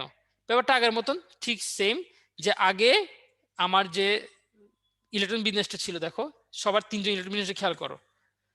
কার্বনের ক্ষেত্রে দেখো আমার 1s2 আছে, 2s2 আছে, 2p(x1) আছে, 2p(y1) আছে, 2pz1 এর জায়গাটা কিন্তু খালি আছে, তাই না? দেখো 2pz1 এর জায়গাটা খালি আছে। তো নাজিম ভাই আমার কথা কি শুনতে অসুবিধা হচ্ছে? কোনো সাউন্ড কম আসতেছে? সাউন্ড ঠিক আছে ভাই। আচ্ছা ঠিক আছে ভাই, সাউন্ড তোমরা যারা চ্যাটে বলছো যে সমস্যা হচ্ছে সাউন্ড, এটা আসলে তোমাদের সমস্যা। যাক আমরা পড়ায় ফিরে আসি। দেখো কার্বনের ক্ষেত্রে দেখো আমার 1s2, 2p(x1), 2p(y1) এর পরে 2pz1 এর ঘর কিন্তু খালি, তাই না? তো এখানে চাইলে আমি খুব সহজে কিন্তু একটা ইলেকট্রনকে নিয়ে আসতে পারবো। যত সহজে আমি ইলেকট্রনকে নিয়ে আসবো তত আমার তাপ উৎপাদন হবে কম, তাহলে আমার ইলেকট্রন আসক্তির মান কি তত কম হবে। ঠিক আছে, যেহেতু আমি সহজে আনতে পারছি। এবার আসো অক্সিজেনের ক্ষেত্রে, দেখো 2px2 আছে, 2py1, 2pz1, আমি এখানে কিন্তু আরেকটা ইলেকট্রন সহজে নিয়ে আসতে পারবো, তাই না? যদি আমি সহজে ইলেকট্রন আনতে পারতেছি তাহলে আমার কম তাপ উৎপন্ন হবে, আমার অক্সিজেনের ক্ষেত্রেও তাপ উৎপাদন হবে কম, আমার ইলেকট্রন আসক্তি হবে কম। কিন্তু নাইট্রোজেনের ক্ষেত্রে দেখো, নাইট্রোজেনের ক্ষেত্রে একটা একটা অর্ধপূর্ণ অরবিটালে আছে। আমরা জানি অর্ধপূর্ণ অরবিটাল হচ্ছে সুস্থিত অরবিটাল, ও চাইবে না আমার কাছে ইলেকট্রন আসুক, ও চাইবে না ওর অর্ধপূর্ণ অরবিটালের যে সজ্জা সে সজ্জা নষ্ট হোক। তারপর যখন আমরা জোর করে একজনকে আমরা বসাবো তখন অনেক কষ্ট হবে, কষ্ট হওয়ার কারণে অনেক বেশি তাপ উৎপন্ন হবে। বুঝতে পারছো? সরি আমি উল্টো বলে ফেলছি, মানে যত সহজে হবে তত হচ্ছে তোমার মানে আচ্ছা আমি একটু বলি, মানে এখানে আমার বেশি কষ্ট হবে, এখানে আমার এটাকে ঢুকাইতে বেশি কষ্ট হবে, আমি সহজে ঢুকাইতে পারবো না, সেজন্য তাপটা কম উৎপন্ন হবে কার্বন বা অক্সিজেনের তুলনায়। সেজন্য আমরা বলছি নাইট্রোজেন ইলেকট্রন আসক্তির কারণে বামের কার্বন অথবা ডানের অক্সিজেন অপেক্ষা ওর মানটা থাকবে কম। আচ্ছা তোমরা বলছো কার্বন বুঝে নেই, প্যাচ লাগছে, মাথা ঘুরাচ্ছে। আচ্ছা ঠিক আছে আমরা আবার শুরু থেকে বলি। আচ্ছা দাঁড়াও শুরু থেকে বলতেছি, আমি ক্লিয়ার করিনি, ক্লিয়ার করে বলতেছি আবার। আচ্ছা একটু খেয়াল করো, আমার সামনে তিনটা মৌল আছে, কার্বন, নাইট্রোজেন আর অক্সিজেন। ঠিক আছে, এবার খেয়াল করো আমার কি করতে হবে, একটা ইলেকট্রন গ্রহণ করতে হবে। ইলেকট্রন আমারটা গ্রহণ করতে হবে। এখন দেখো আমি যখন 2p(x1) 2p(y1) 2p(z1) অবস্থায় আছি তখন আমার জন্য ইলেকট্রন গ্রহণ করাটা কষ্টকর, এটা একটা একটা একটা সুস্থির অবস্থায় আমি আছি। আর যদি কার্বন বা অক্সিজেন অবস্থায় থাকে তাহলে কিন্তু সেটা আগের মতো কষ্টকর না। তবে এখানে আরেকটা ব্যাপার আছে, সেটা হচ্ছে যে নাইট্রোজেনের ক্ষেত্রে নাইট্রোজেনের ইটসেলফ যে তড়িৎ ঋণাত্মকতাটা এটা কিন্তু আবার কার্বনের চাইতে বেশি। এখন দেখো এখানে দুইটা ফ্যাক্টর, একটা ফ্যাক্টর হচ্ছে অক্সিজেন 2p(x2) 2p(y1) 2p(z1) সে সহজে একটা ইলেকট্রন গ্রহণ করতে পারে কিন্তু তার তড়িৎ ঋণাত্মকতা বেশি। নাইট্রোজেন ইলেকট্রন গ্রহণ করতে পারতেছে না, সে সংকর অরবিটাল অবস্থায় আছে, তার ইলেকট্রন শক্তি একটু কম। কার্বন সহজে গ্রহণ করতে পারতেছে কিন্তু তার তড়িৎ ঋণাত্মকতা সবচেয়ে কম। এটার তড়িৎ ঋণাত্মকতা হচ্ছে তোমার 2, এটা হচ্ছে 2.5, এটা হচ্ছে 3। এখন এই যে তাদের তড়িৎ ঋণাত্মকতা মানে ইলেকট্রনের প্রতি আকর্ষণ প্লাস ইলেকট্রনকে জায়গা দেওয়ার ক্ষমতা, এই দুইটা মিলে দেখা যায় যে নাইট্রোজেনের ক্ষেত্রে তাপ উৎপন্ন হবে সবচেয়ে কম কিন্তু কার্বন আর অক্সিজেনে তুলনামূলক বেশি। তো দিন শেষে দেখা যাবে যে আমরা নাইট্রোজেনের ক্ষেত্রে আমরা ইলেকট্রন শক্তি মানটা পাবো কম, কার্বন এবং অক্সিজেন পাবো মানটা বেশি। অথচ হওয়ার কথা ছিল কার্বনের চেয়ে নাইট্রোজেনে বেশি, তার চেয়ে অক্সিজেনে বেশি, এরকম হওয়ার কথা ছিল। কিন্তু আমরা দুইটা কারণ, একটা হচ্ছে তড়িৎ ঋণাত্মকতা প্লাস আমার অরবিটালে মানে আমার ইলেকট্রন বিন্যাসে ইলেকট্রন গ্রহণ করার ক্ষমতা, দুইটা মিলে আমি নাইট্রোজেনের ক্ষেত্রে ইলেকট্রন আসক্তি কম পাবো, অক্সিজেন এবং কার্বনের ক্ষেত্রে সেটা বেশি পাবো। আচ্ছা, তো এটা হচ্ছে মেইন এখানকার এক্সেপশন যেটা ছিল। এখন আরেকবার হয়তো এটা তো রেকর্ড থাকবে, তোমরা রেকর্ডে দেখে নিও, আরেকবার বুঝতে গেলে আমাদের শেষ করতে পারবো না। আবার তুমি যে জেনে রাখো যে বাম থেকে ডানে গেলে স্বাভাবিক ছিল যে আমার ইলেকট্রন শক্তি বাড়বে, সবসময় সেটা বাড়ে, এক্সেপ্ট এই কার্বন, নাইট্রোজেন এবং অক্সিজেনের ক্ষেত্রে। আমার নাইট্রোজেনের ক্ষেত্রে এটা কম থাকবে, অক্সিজেনের ক্ষেত্রে সেটা বেশি থাকবে। হ্যাঁ, নাইট্রোজেনের ক্ষেত্রে হচ্ছে 3, অক্সিজেন হচ্ছে 3.5, কার্বন হচ্ছে 2.5। ওর হচ্ছে মাঝামাঝি, কার্বন এবং অক্সিজেনের মাঝামাঝি হচ্ছে তড়িৎ ঋণাত্মকতা। কিন্তু আবার ওর ইলেকট্রন গ্রহণ করার ক্ষমতা কম কারণ সে সুস্থিত অবস্থায় আছে। কিন্তু অক্সিজেন এবং কার্বনের ক্ষেত্রে ওরা গ্রহণ করতে পারতেছে সহজে, কিন্তু ওদের আবার একজনের কম একজনের বেশি তড়িৎ ঋণাত্মকতা। সবকিছু ফ্যাক্টর মিলে দেখা যায় যে নাইট্রোজেনটা হচ্ছে কম ইলেকট্রন শক্তি শো করে কিন্তু অক্সিজেন এবং কার্বনটা বেশি শো করতে পারে। আচ্ছা, এরপরে আসো আরেকটা আরেকটা এখানে নিয়ামক আছে, সেটা হচ্ছে ইলেকট্রন আসক্তি নিউক্লিয়াসের চার্জ বৃদ্ধির উপর নির্ভর করে। এটা কি? মনে করো আয়রন আর হচ্ছে Fe2+। এখন Fe2+ সহজে আরেকটি ইলেকট্রনকে নিতে চাইবে নাকি Fe3+ নিতে চাইবে? সরি, মানে মনে করো Fe2+ আর Fe নিয়ে আমাদের কথা হচ্ছে, Fe এবং Fe2+। ওর ক্ষেত্রে দেখো ইলেকট্রনের কিন্তু অভাব নাই এই অবস্থায়, কিন্তু এক্ষেত্রে ইলেকট্রনের অভাব আছে। আবার Fe3+ আরো বেশি অভাব আছে, তাহলে ও বেশি নিতে চাইবে না। তাই নিউক্লিয়াসের চার্জ বৃদ্ধিতে ইলেকট্রনের আসক্তি বৃদ্ধি পায়। যত বেশি ইলেকট্রন নিউক্লিয়াসের চার্জ বৃদ্ধি পাবে তত বেশি আমাদের ইলেকট্রন আসক্তি বৃদ্ধি পাবে। তো আমরা যদি সামারি করি, সামারি পাই আমরা এরকম যে আকার বৃদ্ধি পাইলে ইলেকট্রন আসক্তি হ্রাস পাই, যোজ্যতা ইলেকট্রন ঘনত্ব বৃদ্ধি পাইলে ইলেকট্রন আসক্তি হ্রাস পাই, আর যে চার্জ বৃদ্ধি পাই তাহলে আমরা ইলেকট্রন আসক্তি হ্রাস পাই। এই তিনটে দিয়ে আমরা মনে রাখতে পারবো। আচ্ছা, তাহলে আমরা কি কি পার করলাম? আমরা পার করলাম আয়নীকরণ শক্তি এবং ইলেকট্রন শক্তি। এবার আমরা তড়িৎ ঋণাত্মকতা দেখবো, তার আগে আমরা একটা পোল শেষ করে আসি।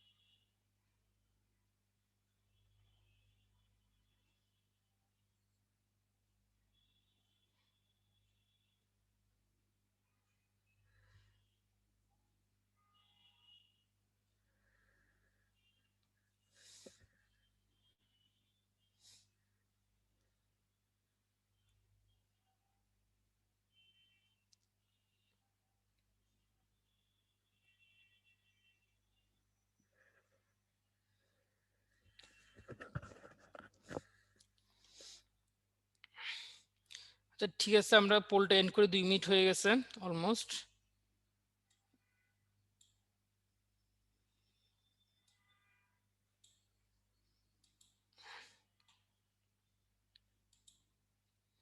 দেখো, প্রথমটা ছিল যে তোমার ধাতব ব্যাসার্ধ সমাজী ব্যাসার্ধ অপেক্ষা কত গুণ বেশি, এটা আমরা ক্লাসের শুরুতেই বলছিলাম যে 10 থেকে 20% বেশি হয়। নিশ্চয় গ্যাসে ইলেকট্রন আসক্তির মান কত, এটা শূন্য, এটা অনেকেই পারছো। লাস্টে একটু খেয়াল করো, লাস্টে আমরা কি বলছি, লাস্টে আমরা বলছি যে নিচের কোনটির গলনাঙ্ক স্থানাঙ্ক সবচেয়ে কম। অপশন কি কি দিচ্ছি, অ্যালুমিনিয়াম, সিলিকন, ফসফরাস, সালফার। একটু ভালো করে খেয়াল করে দেখো, আমরা তো বলছি যে সিলিকনের ক্ষেত্রে তোমার দৈত্যাকার অণু থাকে, তাই ওর গলনাঙ্ক স্থানাঙ্ক অনেক বেশি থাকে, তাহলে সিলিকন হবে না এখানে। বাকি আছে কি, অ্যালুমিনিয়াম, ফসফরাস, সালফার। আমরা আরো বলছিলাম যে ফসফরাস এবং সালফারের ক্ষেত্রে ভ্যান ডার ওয়ালস বন্ধন বেশি থাকে, ভ্যান ডার ওয়ালস বল থাকে যেটা অ্যালুমিনিয়ামে থাকে না, এবং ভ্যান ডার ওয়ালস বল হচ্ছে দুর্বল বল। এখন ফসফরাস সালফারের ক্ষেত্রে আমার সমযোজী বন্ধন ভাঙতে হয় না, শুধু ভ্যান ডার ওয়ালস বন্ধনটা ভাঙলেই হয়। কিন্তু অ্যালুমিনিয়ামের ক্ষেত্রে তার ভ্যান ডার ওয়ালস বল নাই, তাই ওর ক্ষেত্রে আমার গলনাঙ্ক স্থানাঙ্ক আরো বেশি থাকে। তাহলে দেখো অ্যালুমিনিয়াম হবে না, কেন হবে না, কারণ ওর মধ্যে ভ্যান ডার ওয়ালস বল নাই। ফসফরাস সালফারের ভ্যান ডার ওয়ালস বল আছে, কারণ তারা P4S এর A হিসেবে থাকতে পারে। আবার দেখো ফসফরাস সালফারের মধ্যে P থাকে 4, S থাকে 8 হিসেবে, তাহলে সহজে আমি পিটাকে ভাঙতে পারবো। তাই উত্তর হচ্ছে আমার ফসফরাস, ওর গলনাঙ্ক সবচেয়ে কম, তাই এখানে ফসফরাস হবে। এখানে এটা সঠিক উত্তর দিচ্ছে 20%, বাকি 80% এটা ভুল করছো। সমস্যা নাই, আমরা আবার পড়ায় ফিরে যাই, একটু পরে আমরা দরকার হলে অন্য পোল দিব। আচ্ছা, এরপর আমরা আসি তড়িৎ ঋণাত্মকতাতে। হ্যাঁ, ফসফরাস হবে, ঠিক আছে। এখন তড়িৎ ঋণাত্মকতায় আসো। তো তড়িৎ ঋণাত্মকতা কাকে বলে, এটা খুব সহজ। এটা হচ্ছে একটা সমযোজী বন্ধনে আবদ্ধ দুইটা মৌল, ওরা যখন নিজে তাদের শেয়ারকৃত যে ইলেকট্রনটা, সেই ইলেকট্রনটাকে আকর্ষণ করবে। অ্যান্সার অ্যালুমিনিয়াম না তো, অ্যান্সার হচ্ছে যে ফসফরাস। বেশিরভাগ মানুষ অ্যালুমিনিয়াম দাগ আছে, সেটা তোমাকে শো করছে যে ফসফরাস কেন হচ্ছে, কারণ ফসফরাসের ক্ষেত্রে আমরা বললাম না ভ্যান ডার ওয়ালস বল থাকে, যেটা অ্যালুমিনিয়ামে থাকে না। ভ্যান ডার ওয়ালস বল হচ্ছে দুর্বল বল, তাহলে অল্প শক্তি প্রয়োগে অল্প তাপমাত্রাতে সেটা সেটা গলনাঙ্কে পৌঁছে যাওয়া যাবে, সেজন্য ফসফরাস হবে। আচ্ছা,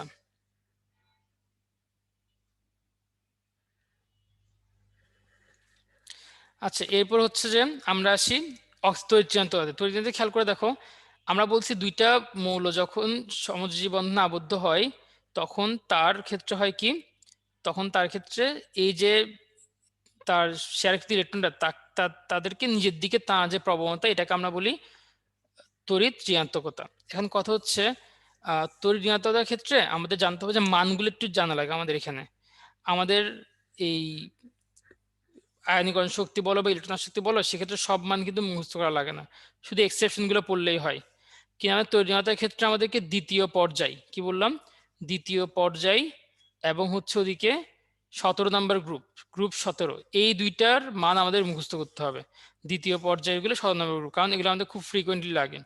এখন এগুলো একদম সহজ, তোমার দ্বিতীয় পর্যায়ে তো অনেকগুলো, আসলে একেবারে সহজ। দেখবে সেখানে লিথিয়াম দিয়ে শুরু হয়েছে 1, 1.5, 2, 2.5, 3, 3.5, 4, এভাবে গিয়ে সেটা তোমার মানে শেষ হয়েছে আর কি, ফ্লোরিন দিয়ে শেষ হয়েছে। তো মানে 0.5 করে করে বাড়ছে, যেটা একেবারে সহজ।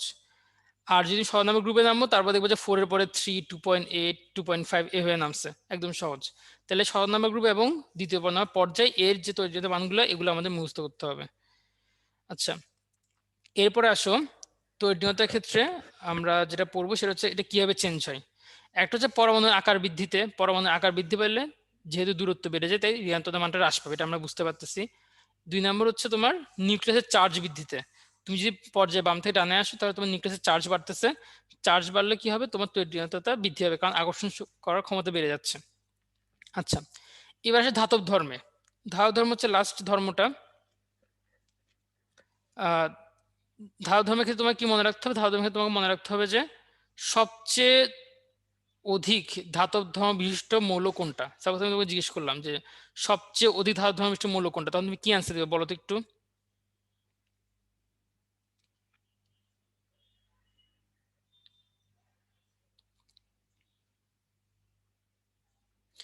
অনেকে বলছো সিজিয়াম সিজিয়াম সিজিয়াম, হ্যাঁ সিজিয়াম অনেকগুলো বলছো, সিজিয়াম একজন দুজন বলছো ফ্রান্সিয়াম, নিশাত রহমান ফ্রান্সিয়াম বলছো।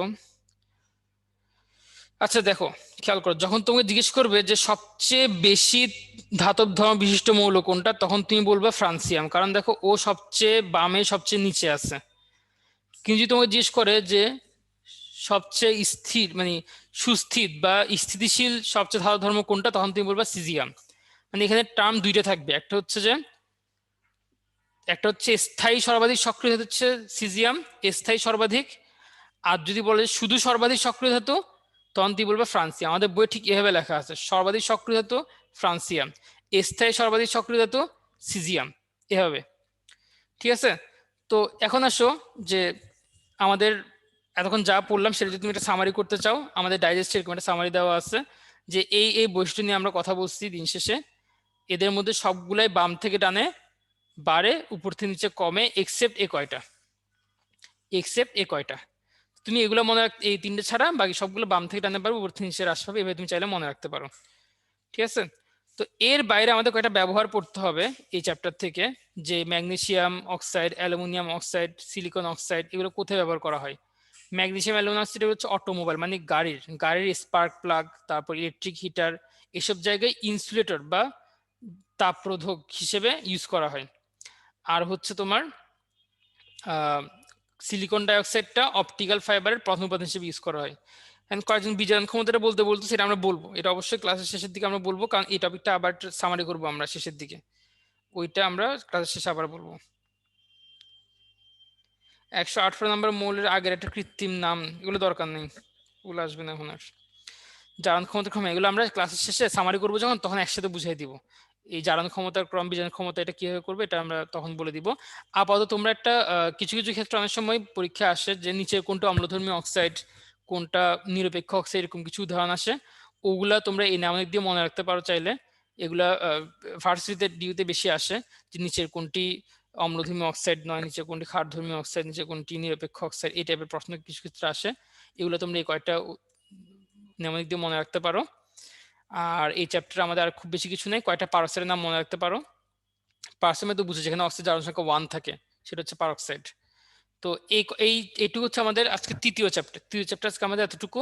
আমরা ক্লাসের শেষে একবার ছোট্ট করে 2 মিনিট সামারি করব। আপাতত আমরা ফার্স্ট চ্যাপ্টারে চলে যাব। এই চ্যাপ্টার যে সংকরণ বা যে বন্ধন যে পার্টটা, সেটা হচ্ছে C3 লেকচারের দিন থাকবে। এখন আমরা 3 মিনিট একটু ব্রেক নিই, 11:50 বাজে এখন। এরপরে আমরা আবার ফার্স্ট চ্যাপ্টারটা শুরু করব।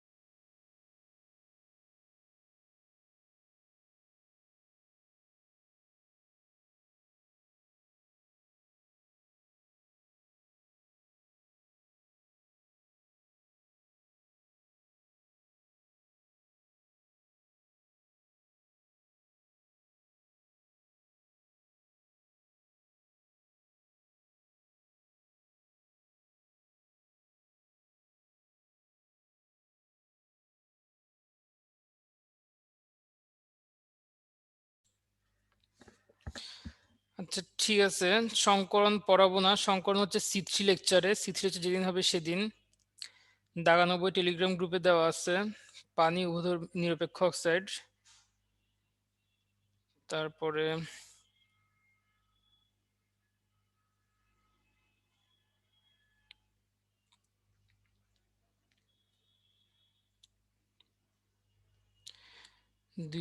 সালের বই কিছু ক্ষেত্রে হবে। পারঅক্সাইড মানে কি, যেখানে হচ্ছে তোমার অক্সিজেনের জারণ সংখ্যা 1 থাকে সেগুলোকে আমরা পারঅক্সাইড বলি। অক্সিজেন জারণ সংখ্যা সবসময় +2 থাকে না, সরি -2 থাকে না, অনেক সময় -1 থাকে, সেটাকে আমরা বলি পারঅক্সাইড।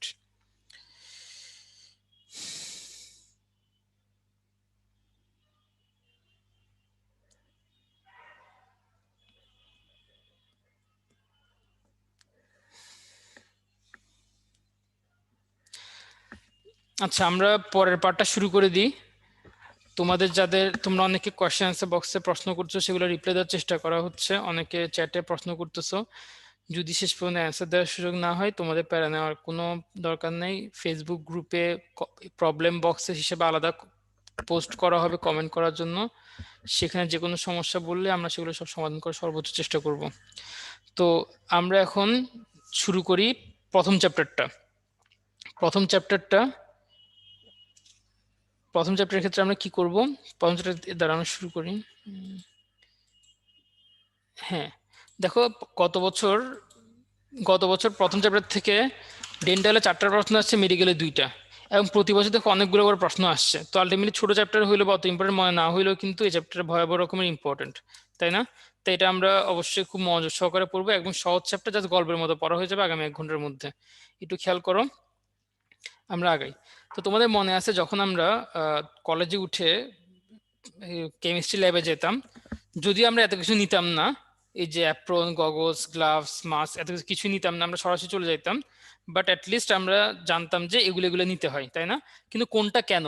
মনে করো যে গগলস তুমি কেন পরবা? গগলস তুমি পরবা কোনো একটা উদ্বায়ী পদার্থ থেকে তোমার তোমার চোখকে রক্ষা করার জন্য আর কি। তো আমরা জানবো যে গগলস আমরা ইউজ করি ক্ষতিকর এবং সহজে উদ্বায়ী পদার্থ থেকে নিজেকে রক্ষা করার জন্য আমরা গগলস ইউজ করি। আমরা মাস্ক কেন ইউজ করি? কোনো বিষাক্ত বস্তু আমাকে ধরতে হয়, সেটার জন্য আমরা মাস্কটা ইউজ করি, সরি গ্লাভসটা ইউজ করি। তো এখন আমরা কি করব? তুমি চিন্তা করো, তুমি ল্যাবরেটরিতে গেলা, গিয়ে তুমি প্রথমে গ্লাভস পরবা, তারপর তুমি কিছু গ্লাস সামগ্রী নিয়ে কাজ করবা, তাই না? তো এখন আমরা কি করব? আমরা গ্লাভসের কিছু ক্লাসিফিকেশন পড়বো। 6 ধরনের গ্লাভস আছে, কোনটা কোন কাজে ইউজ করে সেটা আমরা পড়বো। তো চলো আমরা শুরু করি। প্রথমে হচ্ছে নাইট্রাইল গ্লাভস। নাইট্রাইল গ্লাভসটা হচ্ছে তোমার খুব দামি, সাধারণত ল্যাবরেটরিতে ইউজ করা হয়, এবং এটা হচ্ছে বেশ নমনীয়, জীবাণু সংক্রমণ করতে পারে না এবং বৈদ্যুতিক শকরোধক। ল্যাবরেটরিতে ইউজ করা হয়। আর এটা কি থাকে? এখানে প্রোটিন উপাদান থাকে না, কোনো প্রোটিন উপাদান থাকে না এটাতে। যেহেতু প্রোটিন উপাদান থাকে না, তাই কি করে, সেটা অ্যালার্জি সৃষ্টি করে না। অনেকক্ষণ ধরে 8-10 ঘন্টা পড়ে থাকলে এটা আমাদের হাতে কোনো ক্ষতি করে না। এবং এটা সবচেয়ে জোস ব্যাপারটা কি, এটা হচ্ছে বায়োডিগ্রেডেবল। বায়োডিগ্রেডেবল মানে কি, তুমি এটা কোথাও ফেলে দিলে সেটা নিজে নিজে মাটির সাথে মিশে যাবে। মাটির যে জীবগুলো আছে সেটা এটাকে সেটা নষ্ট করে দিতে পারবে। এটা পলিথিনের মতন শত শত বছর মাটির তলায় ওই অবস্থায় রয়ে যাবে না। তো এটা আমাদের পচনযোগ্য এবং এটা আমাদের পরিবেশের জন্য খুব ভালো, প্লাস এটার দাম আলটিমেটলি বেশি, ঠিক আছে? তো এরপর আছে কি লেটেক্স গ্লাভস। এটা হচ্ছে তোমার সংক্রমণ রোধী, এটা অনেক বেশি ইউজ করা হয়, প্রাকৃতিক রাবার লেটেক্স থেকে তৈরি করা হয়। কিন্তু এটা সমস্যা হচ্ছে এটাতে প্রোটিন আছে। বলে এটা কি হয়, এটা অ্যালার্জি তৈরি করে। যখন সার্জনরা এটা পরে যখন 8 ঘন্টা 10 ঘন্টা কোনো সার্জারি করে, তখন তাদের হাতের মধ্যে অ্যালার্জি তৈরি হয়। এটার এগেনস্টে অ্যালার্জি তৈরি হয়েছে, কারণ সেখানে প্রোটিন থাকে। লং টাইম ব্যবহারে অনেক সমস্যা হয়। আচ্ছা, এবার কি আছে দেখো, প্রাকৃতিক রাবার গ্লাভস। এগুলো কোথায় তুমি দেখো? এগুলো হচ্ছে বিভিন্ন কলকারখানায় শ্রমিকরা ইউজ করে। কলকারখানায় বিভিন্ন শ্রমিকের বৈদ্যুতিক শক প্রতিরোধী বলে তারা এগুলা বড় বড় এসব গ্লাভস ইউজ করে বিভিন্ন শক থেকে বাঁচার জন্য। আর এটা হচ্ছে জিটেক্স গ্লাভস। দেখো বিভিন্ন কাচের কারখানায় তুমি দেখবে যে কাচকে অনেক বেশি উত্তপ্ত করে লাল করে ফেলে, তারপর তারা কাজটা নিয়ে বিভিন্ন কাজ করে গ্লাস ফ্যাক্টরি গুলোতে। সেখানে হচ্ছে এরকম তাপরোধী হিসেবে জিটেক্স গ্লাভসটা ইউজ করা হয়। তো তোমাদের মনে আছে নিশ্চয়ই যে অ্যাসবেস্টস নামে একটা কথা আছে, অ্যাসবেস্টস। এই অ্যাসবেস্টসটা আসলে তাপরোধী হিসেবে ইউজ করা হতো। কোন একটা জিনিস আমি মনে করো তৈরি করছি, অনেক গরম, সেটা ঠান্ডা করতে, তো আমি একটা অ্যাসবেস্টসের মধ্যে রাখতাম। তো অ্যাসবেস্টসের বিকল্প হিসেবে জিটেক্স গ্লাসটা ইউজ করা হয় এবং সেটা অনেক কম খরচ পড়ে আর কি। তো এটা প্রায় পরীক্ষায় আসে যে অ্যাসবেস্টস গ্লাসের বিকল্প হিসেবে এটা ইউজ করা হয়। আচ্ছা, এবার কি নিউপ্রিন গ্লাভস। এগুলো হচ্ছে বিভিন্ন কলকারখানায় ইউজ করে, এরা রাবার দিয়ে তৈরি, বেশ নরম এবং তাপরোধী, বিভিন্ন কলকারখানায় এগুলো ইউজ করা হয়। আর সবচেয়ে কম দামি হচ্ছে ভিনাইল গ্লাস, পলিভিনাইল ক্লোরাইড দিয়ে তৈরি। এগুলো ফ্রিকোয়েন্টলি পাওয়া যায়, খুব বেশি কাজের না এগুলা। যাই হোক, তো শেষে তোমাকে কি জানতে হবে যে সিনথেটিক গ্লাভস যেগুলো, এই যে পলিভিনাইল গ্লাভস যেটা হচ্ছে সিনথেটিক গ্লাভস, এসব গ্লাভসের পরিবর্তে নাইট্রিল গ্লাভস ইউজ করা হচ্ছে সবচেয়ে পরিবেশ বান্ধব, কারণ সেটা কি, সেটা বায়োডিগ্রেডেবল, তবে এটা খরচ অনেক বেশি। জি টেস্টটা কি কাজে লাগে? জি টেস্ট হচ্ছে তোমার, যেহেতু সেটা অ্যাসবেস্ট, মানে কোনো একটা তাপ তাপ তাপ যেখানে তাপের কিছুটা তোমাকে ধরতে হচ্ছে সেখানে তোমার কাজ দিবে আর কি, সেটা তাপটাকে তাপ রোধ করতে কাজ দিবে আর কি। তো আমাদের ডাইজেস্টের মধ্যে এরকম একটা ছক দেওয়া আছে যে কোনটা কি কাজে কোথায় ইউজ করা হয়, সবকিছু একটা মানে সামারি করে দেওয়া আছে, এটা তোমরা একটু দেখতে পারো, এটা অনেক কাজে লাগবে। আমরা চলে যাই এর পরের টপিকে, সেটা হচ্ছে যখন তুমি গ্লাভস নিয়ে সবকিছু জানলা এবং তুমি ল্যাবরেটরি থেকে একটা গ্লাভস পরলা, পরার পরে তোমার এখন কাজ কি নিয়ে? গ্লাস নিয়ে, তাই না? গ্লাস নিয়ে তুমি এখন দেখবা। তো গ্লাস নিয়ে যখন আমরা কাজ করতে যাবো তখন আমরা জানতে হবে যে গ্লাস আসলে কয় ধরনের হয়। গ্লাস হয় দুই ধরনের, একটা হচ্ছে সফট গ্লাস, একটা হচ্ছে পাইরেক্স গ্লাস। তো সফট গ্লাসের ক্ষেত্রে আমরা কি পড়বো? আমরা সফট গ্লাসের ক্ষেত্রে এটা কি দিয়ে তৈরি সেটা পড়বো, এবং কি কি এটাতে থাকে, মানে কি কি তৈরি করা যায় এটা দিয়ে সেটা পড়বো আমরা। পাইরেক্স গ্লাসও সেম, আমরা পাইরেক্স গ্লাস কি দিয়ে তৈরি সেটা পড়বো, তারপরে পাইরেক্স গ্লাস দিয়ে কি কি তৈরি করা যায় সেটা পড়বো আমরা। তো সফট গ্লাসের ক্ষেত্রে হয় কি, সফট গ্লাস হচ্ছে তোমার দুইটা জিনিস তৈরি, এটা হচ্ছে সোডিয়াম এবং ক্যালসিয়ামের সিলিকেট। কি বললাম? সোডিয়াম এবং ক্যালসিয়ামের সিলিকেট দ্বারা তৈরি। তো সোডিয়াম ক্যালসিয়াম সিলিকেট দ্বারা তৈরি, এবং সেটা কি কাজে ইউজ করা হয়? যেমন তোমার মনে করো তুমি লিবিক শীতক, তারপরে মনে করো তোমার বিকার, তারপরে তোমার টেস্ট টিউব, এসব কাজে, এসব জিনিস তৈরি করতে, যেগুলো হচ্ছে তোমার পাতলা টেস্ট টিউব, যেখানে জাস্ট পরিবহনের কাজে যেটা ইউজ করি আমরা, মানে ক্যারিয়ার হিসেবে যেটা শুধু ইউজ, যেটা আমরা তাপ দিই না, এসব জিনিসগুলোতে ছোটখাটো জিনিস আমরা সফট বা কোমল গ্লাস ইউজ করি। আর যেটা হচ্ছে পাইরেক্স গ্লাস, সেটা তৈরি হচ্ছে তোমার বেরিয়াম, বোরোসিলিকেট এবং জিঙ্ক অক্সাইড দিয়ে। এগুলোর কোনো সংকেত লাগবে না, জাস্ট নামটা তুমি জানবা। বেরিয়াম, বোরোসিলিকেট এবং জিঙ্ক অক্সাইড দিয়ে তৈরি হয় পাইরেক্স গ্লাস। দেখো জিঙ্ক অক্সাইড এবং বেরিয়াম, বোরোসিলিকেট দিয়ে তৈরি হয়।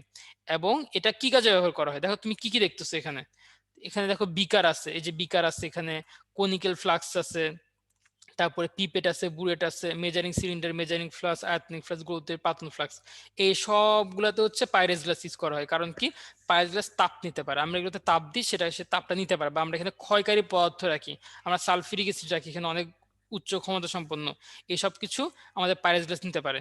এগুলো সংকেত লাগবে না, জাস্ট নামটা জানতে হবে যে কোন গ্লাসটা কি, কোন যৌগ দিয়ে তৈরি, এটা আমাদের মনে রাখতে হবে। আচ্ছা, এখন আমরা কয়েকটা ছবি দেখি, এগুলো তোমরা অবশ্যই তোমাদের বিভিন্ন ল্যাবরেটরিতে দেখছো, তোমার কলেজের ল্যাবরেটরিগুলোতে, যে কোনটা কোনিক্যাল ফ্লাস্ক, কোনটা আয়তনিক ফ্লাস্ক, কোনটা গোলতলি ফ্লাস্ক, কোনটা পাতন ফ্লাস্ক, এই সবগুলো মনে করো তোমার পাইরেক্স গ্লাস দিয়ে তৈরি। আচ্ছা, তো এখন আমরা একটা প্রশ্ন দেখি, বুলেট ও পিপেট তৈরিতে কোন কাঁচ ব্যবহৃত হয়? ডেন্টাল ভর্তি পরীক্ষা গত বছর আসছে, দেখো তো পারো কিনা, চ্যাটে একটু বলো তো। সাদিয়া বলছে এ, নওশিন এ, বললা, আইরিনা আফরিন এ, সাকিব মাহমুদ এ, তারপরে অর্জুন বলছো এ। আচ্ছা, স্নিগ্ধা পাইরেক্স, ঠিক আছে, ধন্যবাদ, তোমরা পারছো সবাই, অনেকেই বলতে পারতেছো, ফাইন।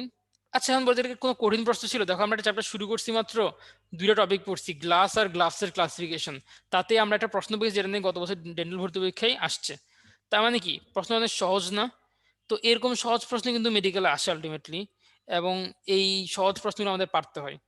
আমাদের মেডিকেলে 70টা প্রশ্ন আছে এরকম একদম জ্ঞানমূলক সহজ প্রশ্ন, তারপরে 20টা প্রশ্ন আসবে তোমার যেগুলো একটু মাথা খাটাতে হয় আর কি। যেমন আমাকে প্রশ্ন থাকে না যে নিচের কোনটি সত্য নয়, নিচের কোনটি মিথ্যা নয়, বলে 4টে স্টেটমেন্ট দিয়ে দেয়, এই টাইপের প্রশ্নগুলো থাকে 20টা, প্লাস মাইনাস এরকম থাকে আর কি।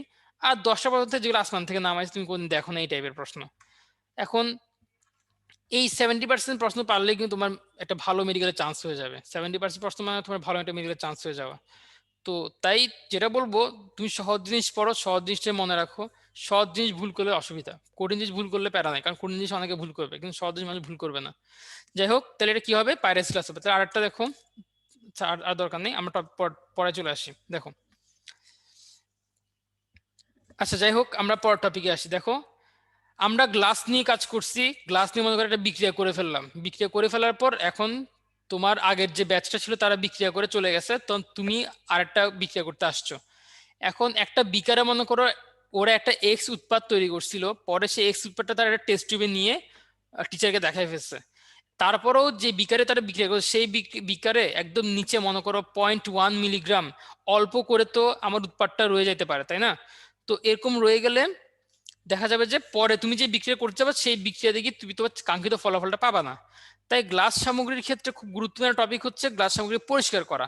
তাই আমাদের জানতে হবে যে কোন কোন জিনিস দিয়ে আমরা গ্লাস সামগ্রী পরিষ্কার করতে পারি। কি কি দেখো আমাকে তিনটার কথা বলা আছে। একটা হচ্ছে তোমার সোডিয়াম কার্বনেট, 2 নাম্বার হচ্ছে ডিটারজেন্ট ডেকন 90, 3 নাম্বার হচ্ছে ক্রোমিক অ্যাসিড মিশ্রণ। দেখো সোডিয়াম কার্বনেট কিভাবে ইউজ করেন, 10% লঘু দ্রবণ ইউজ করি, এটা মনে রাখতে হবে। এই পার্সেন্টেজ এবং এই যে লঘু বলে দিচ্ছে এগুলো ঘুরে তোমাকে প্রশ্ন দিবে। তুমি বলবে যে আমরা সোডিয়াম কার্বনেট কিভাবে ইউজ করি, বলে দিবে আমরা গাঢ় দ্রবণ ইউজ করি, কিন্তু আমরা গাঢ় দ্রবণ ইউজ করি না, তাই না? এগুলো একটু ভালো করে খেয়াল করতে, জানি হিসেবে আমরা কনফিউজ না হই। এবার দেখো ডিটারজেন্ট ডেকন 90, এটা কেন ইউজ করে? এটা হচ্ছে 100% বায়োডিগ্রেডেবল প্লাস ফসফেট মুক্ত পরিষ্কারক, তার মানে এটা খুবই পরিবেশ বান্ধব।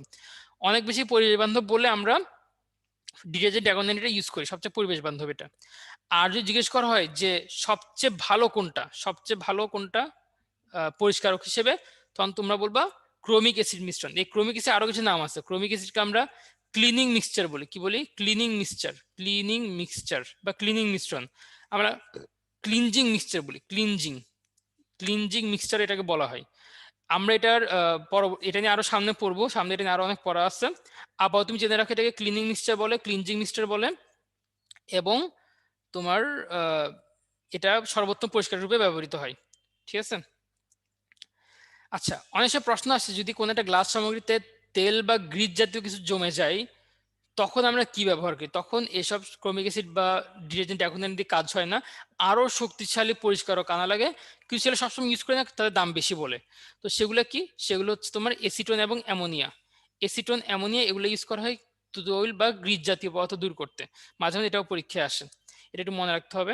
এবার আসে রাসায়নিক নীতি। তুমি কোনো একটা বিক্রিয়া করলা, তুমি এই পরিষ্কারকগুলো দিয়ে পরিষ্কার করছো, পরিষ্কার করে তোমার বিকারটা দিয়ে বা তোমার গোল তৈরি ফ্লাক্স বলো বা কোনো একটা বিক্রিয়া তুমি করছো, সাপোজ তুমি টাইট্রেশন করছো মনে করো। টাইট্রেশন করার পরে ক্লিনজিং মিক্সচার কোথায় ব্যবহৃত হয়? যে কোনো বিকার পরিষ্কার করতে ক্লিনজিং মিক্সচার ব্যবহৃত হয় যদি টাকা থাকে, মানে যেখানে সোর্স আছে আর কি। যেখানে যাদের ল্যাবরেটরিতে ঠিকমতো সোর্স নেই তারা সোডিয়াম কার্বন ইউজ করে, যাদের টাকা পয়সা আছে তারা হচ্ছে ক্লিনজিং মিক্সচার ইউজ করে। এই যাই হোক, হ্যাঁ না থাকলে ভিমবার ইউজ করা হয়। তো যাই হোক, রাসায়নিক নীতিতে আমরা আসি। রাসায়নিক নীতি কাদেরকে বলি আমরা? রাসায়নিক নীতি মানে হচ্ছে যে নীতির সাহায্যে আমরা রাসায়নিক সাবস্টেন্সকে পরিমাপ করতে পারবো। ঠিক আছে? তো এক্ষেত্রে আমরা কি বলি, সংজ্ঞাটা হচ্ছে এরকম: যেসব পরিমাপক বা নীতি 0.01 গ্রাম থেকে 0.0001 গ্রাম পর্যন্ত পরিমাপ করতে পারে তাদেরকে আমরা বলি তারা হচ্ছে রাসায়নিক নীতি। বুঝতে পারছো কি বললাম? তারা হচ্ছে 0.01 থেকে 0.0001 পর্যন্ত পরিমাপ করতে পারবে, এদের এই শর্ত থাকে, তাদেরকে আমরা রাসায়নিক নীতি বলি। দুই ধরনের আছে, একটা হচ্ছে পলবঙ্গি ব্যালেন্স, এটাকেই মানে অথবা ডিজিটাল ব্যালেন্স আছে, টপ লোডিং ব্যালেন্স আছে। মানে digital balance top loading balance একই কথা। আর পলবঙ্গি ব্যালেন্স ওরকম ডিজিটাল না, বাট সেটা আমাদের একটু হিসাব নিকাশ করে বের করতে হয় আর কি। এটা একটা গ্রুপ। আরেকটা গ্রুপ হচ্ছে সার্টোরিয়াস ব্যালেন্স, যেটা এখন আর ইউজ করা হয় না, আমরা এগুলো ইউজ করি, সার্টোরিয়াস ব্যালেন্স ইউজ করি না। তুই সার্টোরিয়াস কেমন ভাইয়া? সার্টোরিয়াসটা পলবঙ্গির মতোই, কিন্তু হিসাবটা জাস্ট অন্যরকম, আর কিছু না। হিসাবটা সেখানে একটু অন্যভাবে হয়, সেটা এখন আমরা ইউজ করি না। আচ্ছা, তো এখন দেখো পলবঙ্গি ব্যালেন্স আমরা কি কি পড়বো। দেখো পলবঙ্গি আমরা পড়তে হবে যে এটার 4টা পার্ট। কয়টা পার্ট? 4টা পার্ট। প্রথমটাই কাচের বক্সযুক্ত বেদি। কাচের বক্সযুক্ত বেদি, এই যে দেখো কাচের বক্সযুক্ত বেদি, এটা হচ্ছে আমার প্রথম পার্ট। সেটা কি দিয়ে তৈরি হয়? দেখো গ্রানাইট পাথর অথবা ইবোনাইট দিয়ে তৈরি। এই জিনিসগুলো এমসিকিউতে বারবার আসে। হিসাব আমাদের মেডিকেলের জন্য দরকার নাই, হিসাব দরকার ডিউর জন্য। তুমি যদি ডিউতে পরীক্ষা দিতে চাও তখন তোমার হিসাবগুলো পড়তে হবে, কিন্তু মেডিকেলের জন্য হিসাব লাগে না। ডিজিটাল আর টপ লোডিং সেম। হ্যাঁ, ডিজিটাল টপ লোডিং মানে যার উপরে কোন একটা লোড রাখা হবে সেটা হচ্ছে টপ লোডিং। ডিজিটালের ক্ষেত্রে উপরে লোড রাখা হয়। যাক, আমরা এই পলবঙ্গি ব্যালেন্সটা পড়ি। পলবঙ্গি ব্যালেন্সের ক্ষেত্রে খেয়াল করো, দেখো আমরা একটা পার্ট বললাম কাচের বক্সযুক্ত বেদি, এটা হচ্ছে এই বেদিটা। এটা কি দিয়ে তৈরি? ইবোনাইট বা গ্রানাইট পাথর। এরপর দেখো ব্রাস বা পিতল নির্মিত ফাঁপা নল, স্তম্ভ বা কলাম হিসেবে ব্যবহৃত হয়। এটা হচ্ছে দেখো ফাঁপা নল, যেটা স্তম্ভ কলাম হিসেবে ব্যবহার করা হয়। এরপর কি আছে দেখো তুলাদণ্ড বা বিম ও পাল্লা।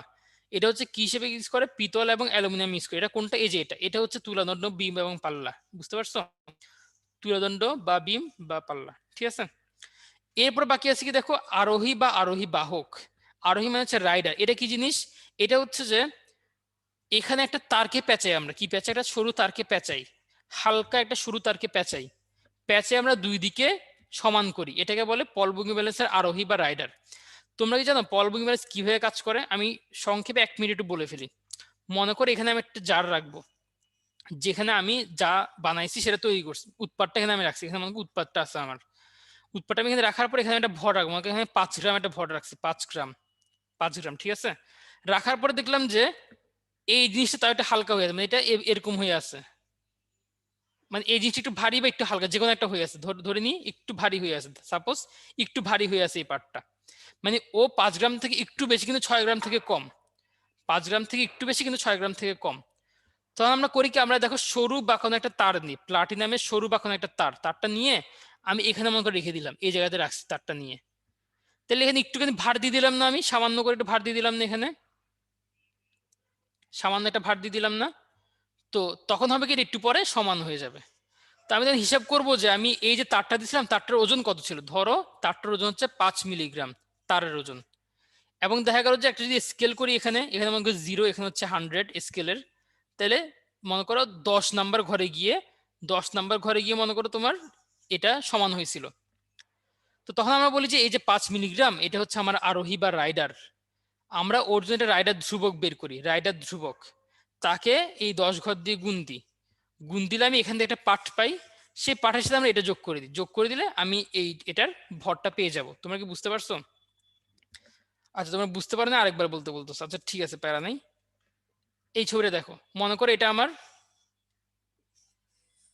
এরকম, ঠিক আছে। এখানে আমি একটা উৎপাদ রাখছি, এখানে আমি একটা 5 গ্রাম ভর দিলাম, মনে করো 5 গ্রাম একটা ভর দিছি, দেওয়ার পর দেখলাম যে এটা একটু এরকম হয়ে আছে, একটু মানে ও আর একটু হালকা, বা অথবা মনে করো ও একটু ভারী, এরকম হয়ে আছে, ও একটু ভারী নিচে নেমে গেছে। তখন আমি দুই দিকে সমান করার জন্য একটু ভার যোগ করব, মনে করি 5 মিলিগ্রাম একটা রাইডার যোগ করছি, ধর আমি এখানে একটা 5 মিলিগ্রামের রাইডার যোগ করছি, 5 মিলিগ্রাম রাইডারের জন্য রাইডার ধ্রুবক কত, 0.1 মিলিগ্রাম, ঠিক আছে, 0.1 মিলিগ্রাম। তো দেখা গেল আমি এখানে কত ঘরে রাখছি, সেটা আমি 20 নাম্বার ঘরে রাখছি, ঠিক আছে। তো 20 নাম্বার ঘরকে যদি আমি 0.1 মিলিগ্রাম দিয়ে গুণ দিই, তাহলে আমি কি পাবো, আমি পাবো যে সেটা 2 মিলিগ্রাম, তাই না, 2 মিলিগ্রাম। আর আমি এখানে আগে কি বলছি, এটা হচ্ছে 5 গ্রাম, তাহলে 5 গ্রাম প্লাস 2 মিলিগ্রাম, তাহলে কত হয়, 5.002 গ্রাম। তো এটা হচ্ছে তাহলে আমার স্বাভাবিক অ্যান্সারটা। ব্যাপারটা বুঝতে পারছো? এভাবে আমরা হিসাব করে বের করতে পারি যে কত রাইডার ধ্রুবকের মাধ্যমে যে পল বুকিং ব্যালেন্স মধ্যে কোনো একটা জিনিসের উৎপাদনটা। প্লাটিনাম তারই কেন ব্যবহার করবে, কারণ প্লাটিনামটা খুব হালকা হয়, সেজন্য। আমাদের দেশে তো প্লাটিনামটা ইউজ করে না, বিদেশে হয়তো ইউজ করে আর কি। যাই হোক, এই যে ম্যাথটা যেটা দেখালাম, এই ম্যাথ কিন্তু আমাদের মেডিকেলে আসে না, ম্যাথ কোথায় আসে, সেটা আসছে তোমার ডিইউতে। যাই হোক, এটুকু জানলে তোমার হবে, তুমি জাস্ট মনে রাখো 5 মিলিগ্রাম হলে রাইডার হলে আমাদের রাইডার ধ্রুবকটা হয় 0.1 মিলিগ্রাম, যদি 10 মিলিগ্রামের রাইডার হয় তখন সেটা হয় 0.2 মিলিগ্রাম। তাহলে আমরা করি কি, এই যে রাইডার ধ্রুবকের সাথে কত ঘর পরে গিয়ে সমান হয়েছে সেটা গুণ করি, ধরো 20 ঘর করে, সেটার সাথে এই যে এখানে যে ভরটা যোগ করছিলাম আমরা, সেই ভরটা যোগ করি, যোগ করলে যা হবে তাই হচ্ছে এই যৌগটার ভর।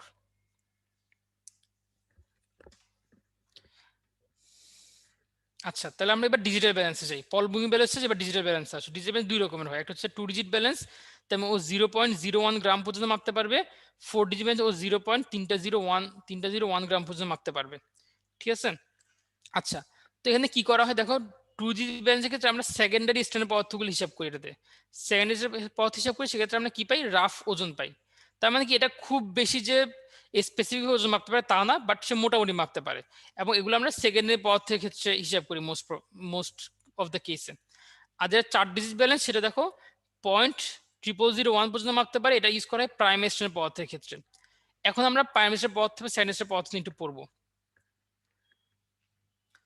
তো প্রাইমারি স্ট্যান্ডার্ড পদার্থ কোনগুলো, যেগুলো হচ্ছে বিশুদ্ধ রাসায়নিক পদার্থ, ওদেরকে আমরা বিশুদ্ধভাবে পাই, ওরা বাইরের উপাদানের সাথে বিক্রিয়া করে না, রাসায়নিক নীতিকে ক্ষয় করে না, এবং দ্রবণের ঘনমাত্রা দীর্ঘদিন অপরিবর্তিত থাকে। এখন তুমি প্রশ্ন করতে পারো, ভাইয়া যে প্রাইমারি স্ট্যান্ডার্ড পদার্থ সেকেন্ডারি স্ট্যান্ডার্ড পদার্থগুলো আমরা কেন পড়তেছি, বা এগুলো কেন আসে টপিকটা? উত্তরটা হচ্ছে, তুমি একটা জিনিস বানাইলা, মনে করো তুমি বিক্রিয়া করে একটা সামথিং বানাইলা, একটা উৎপাদ তোমার তৈরি হলো, কিন্তু তৈরি হওয়া মাত্র সেটা নাই হয়ে গেল, তাহলে তোমার কোনো লাভ আছে? তো জিনিসটা লস প্রজেক্ট হয়ে গেল পুরো, তুমি বানাইলে সেটা বাজারের সাথে বিক্রিয়া করে নাই হয়ে গেছে, তো লস। তাই আমরা করছি কি, আমরা কিছু জিনিসকে আলাদা করছি, যে এই যৌগগুলো XYZ এরা হচ্ছে প্রাইমারি স্ট্র্যান্ডের পদার্থ, এরা তৈরি করলে এরা কখনো নাই হবে না, এটা থাকবে, তুমি যা মন চায় করতে পারবা। আবার কিছু যৌগ আলাদা করছি আমরা, যেগুলো হচ্ছে ABC, এরা হচ্ছে সেকেন্ডারি স্ট্র্যান্ডের পদার্থ, এরা উৎপন্ন হওয়া মাত্র তুমি একটা স্পেশাল ভাবে না রাখলে এরা নষ্ট হয়ে যাবে, এরা বাতাসের সাথে বিক্রিয়া করে ফেলবে। এই জন্য আমরা করছি কি, প্রাইমারি এবং সেকেন্ডারি দুই ধরনের যৌগে ভাগ করছি, ভাগ করে বলছি যেগুলো স্বাভাবিকভাবে থাকে, কারোর সাথে বিক্রিয়া করে না, যেগুলো আমরা ওজন করতে পারি, সেটা হচ্ছে প্রাইমারি স্ট্র্যান্ডের পদার্থ। এগুলোকে আমরা 4 ঘর পর্যন্ত ওজন করতে পারি দশমিকের পরে। সেগুলো কি কি দেখো, অক্সালিক অ্যাসিড, কেলাসিত sodium oxalate, sodium bicarbonate, sodium carbonate, potassium dichromate, এরকম সাকসিনিক অ্যাসিড।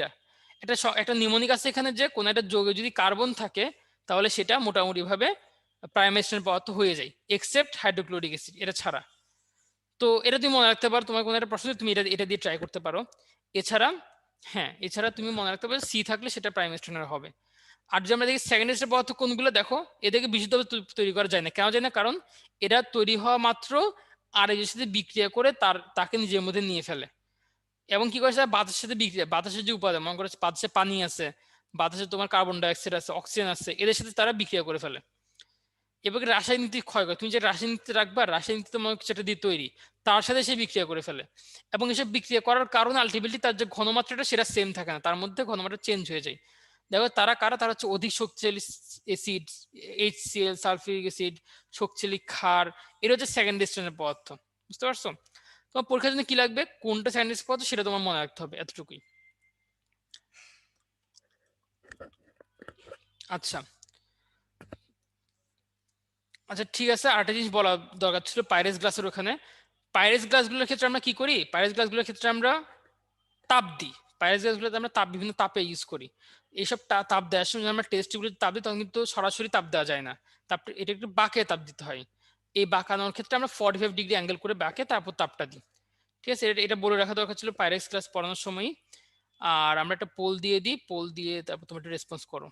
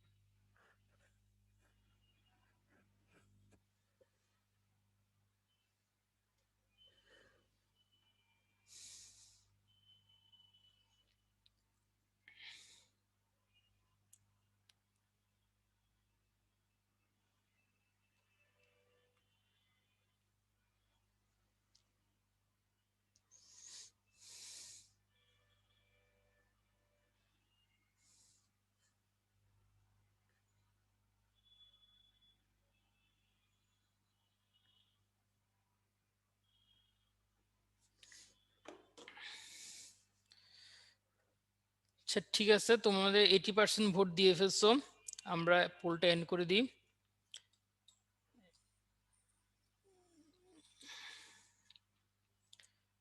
তো দেখো যে অ্যাসবেস্টস গ্লাসের বিকল্প কোনটা, সেটা হচ্ছে জিটেক্স। এটা আমরা ক্লাসে বলছি, শুরুতে ছবি দেখাইছিলাম আমরা। রাসায়নিকতে সঠিক ওজন নেওয়া যায় কতটুকু পর্যন্ত, হচ্ছে 0.301 গ্রাম পর্যন্ত, এটাও আমরা বলছি শুরুতে। টেস্ট টিউব তার দেশে কত ডিগ্রি ধরতে হয়, এটা 45, এটা আমি একটু আগে মাত্র বললাম। এগুলা খুবই ফ্রিকোয়েন্টলি আসছে বিভিন্ন পরীক্ষায়, তাই এগুলো দিচ্ছি এখানে বলে। তো আমরা তারপর সামনে আগাই। আচ্ছা,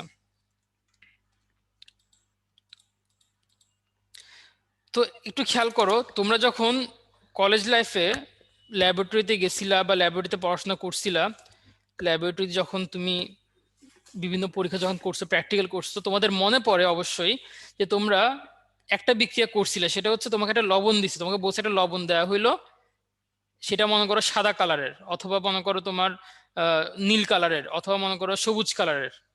তো তারপর বলছে এটা কি লবণ সেটা খুঁজে বের করতে হবে, এটা কোন মৌলের লবণ সেটা খুঁজে বের করতে হবে। তো তোমাদের কি খেয়াল আছে নীল কালার লবণ কোন মৌলের ছিল? নীল কালার কোন কোন মৌলের ছিল সেটা? নীল কালার যে লবণ ছিল সেটা কি ছিল? হ্যাঁ, তো অনেকে নাজমুল বলছো, আফিয়া বলছো, মুনিরা বলছো, সুদীপ্ত বলছো সেটা ছিল কপার। হ্যাঁ, তোমাদের তো আসলে এইচএসসি প্যারাটা নেওয়া লাগে নাই, এইচএসসির সময় প্র্যাকটিক্যালি এই প্যারাটা আসলে নিতে হইতো। আমরা সবাই বসে থাকতাম যে যখন লবণ দিবে তখন যে করেই হোক সবুজ বা নীলটা নিতে হবে। তো তোমাদের তো সেই প্যারাটা আসলে খাইতে হয় নাই। যাই হোক, তো নীলের ক্ষেত্রে যেটা হয়, নীল নীল মানে হচ্ছে কপার, বুঝছো? সবুজ মানে হচ্ছে আয়রন। আর পরীক্ষার হলে সাদা পাওয়া মানে হচ্ছে শেষ জীবন, কারণ সাদা দিয়ে জিঙ্ক আছে, ম্যাগনেসিয়াম আছে, অ্যালুমিনিয়াম আছে, অনেকগুলো আছে, অনেক প্যারা খাওয়া লাগে তখন। তো এই যে বিক্রিয়াটা, এই যে বিক্রিয়াটা, তাহমিনা তারিন, হ্যাঁ তুমিও রেসপন্স করো, আশা করি এটা হবে। আচ্ছা যাই হোক, নীল যে কপার, সবুজ যে আয়রন, এই যে বিক্রিয়াগুলো তোমাকে একটা একটা র্যান্ডম তোমাকে রং দিচ্ছে, রং দিয়ে তোমাকে বলতেছে যে এটা বের করো, এটা কোন মৌল, তুমি তখন তার মৌলটা বের করতেছো। এই যে বিক্রিয়াগুলোকে আমরা বলি গুণগত বা আঙ্গিক বিশ্লেষণ। কি বললাম? গুণগত বিশ্লেষণ বা আঙ্গিক বিশ্লেষণ, যেখানে তোমাকে একটা বৈশিষ্ট্য তোমাকে বলে দিবে, সেই বৈশিষ্ট্য দিয়ে তোমাকে বের করতে হবে এটা কোন যোগ, কোন মৌল, ঠিক আছে? আবার তুমি এমন কিছু বিক্রিয়া করছো যেখানে তোমাকে বলছিল যে তোমাকে বলছে যে 2 মোলার 250 ml NaOH দেওয়া আছে এই একটা একটা বিকারে মনে করো। তারপর তোমাকে বলছে যে 3 মোলারের কতটুকু কতটুকু HCl ইউজ করলে এই দ্রবণটা প্রশমিত করা যাবে। তখন তুমি কি করছো? তুমি টাইট্রেশন করছো, তুমি একটা বুলেট নিছো, বুলেট নিয়ে তুমি ভালভ দিয়ে এখানে ভালভ লাগায় তুমি HCl প্রতি ফোঁটা ফোঁটা পড়ায় দেখছো যে এখানে কোন পর্যায়ে গিয়ে রংটা চেঞ্জ হয়েছে। যখন তুমি সাপোজ দেখলে যে 120 ml গিয়ে রংটা চেঞ্জ হয়েছে, তখন তুমি বললে যে 120 ml লাগবে। তাহলে এখানে দেখো আমি কোন যৌগ আমি জানি, HCl এবং NaOH আমি জানি, কত মোল আমি জানি, আমি জাস্ট তার পরিমাণটা নির্ণয় করছি, তাই না? এই যে বিক্রিয়াগুলো এগুলোকে বলে পরিমাণগত বা মাত্রিক বিশ্লেষণ। কি বললাম? পরিমাণগত বা মাত্রিক বিশ্লেষণ। আমাদের ল্যাবরেটরির সব বিক্রিয়াকে আমরা এরকম বড় হেডিং এ দুইটা ভাগে ভাগ করতে পারি, গুণগত আর পরিমাণগত। এখন আমরা দেখব যে এরা কত প্রকার এই বিক্রিয়াগুলা, এবং এসব বিক্রিয়ার ক্ষেত্রে, এসব বিক্রিয়া করার জন্য আমাদের ল্যাবরেটরিতে কোন কোন ধরনের প্রোডাক্টস থাকে, কোন কোন সিলিন্ডার থাকে, কোন কোন ফ্লাক্স থাকে, কোন কোন বার্নার থাকে, এগুলো আমরা একটু দেখব, ঠিক আছে?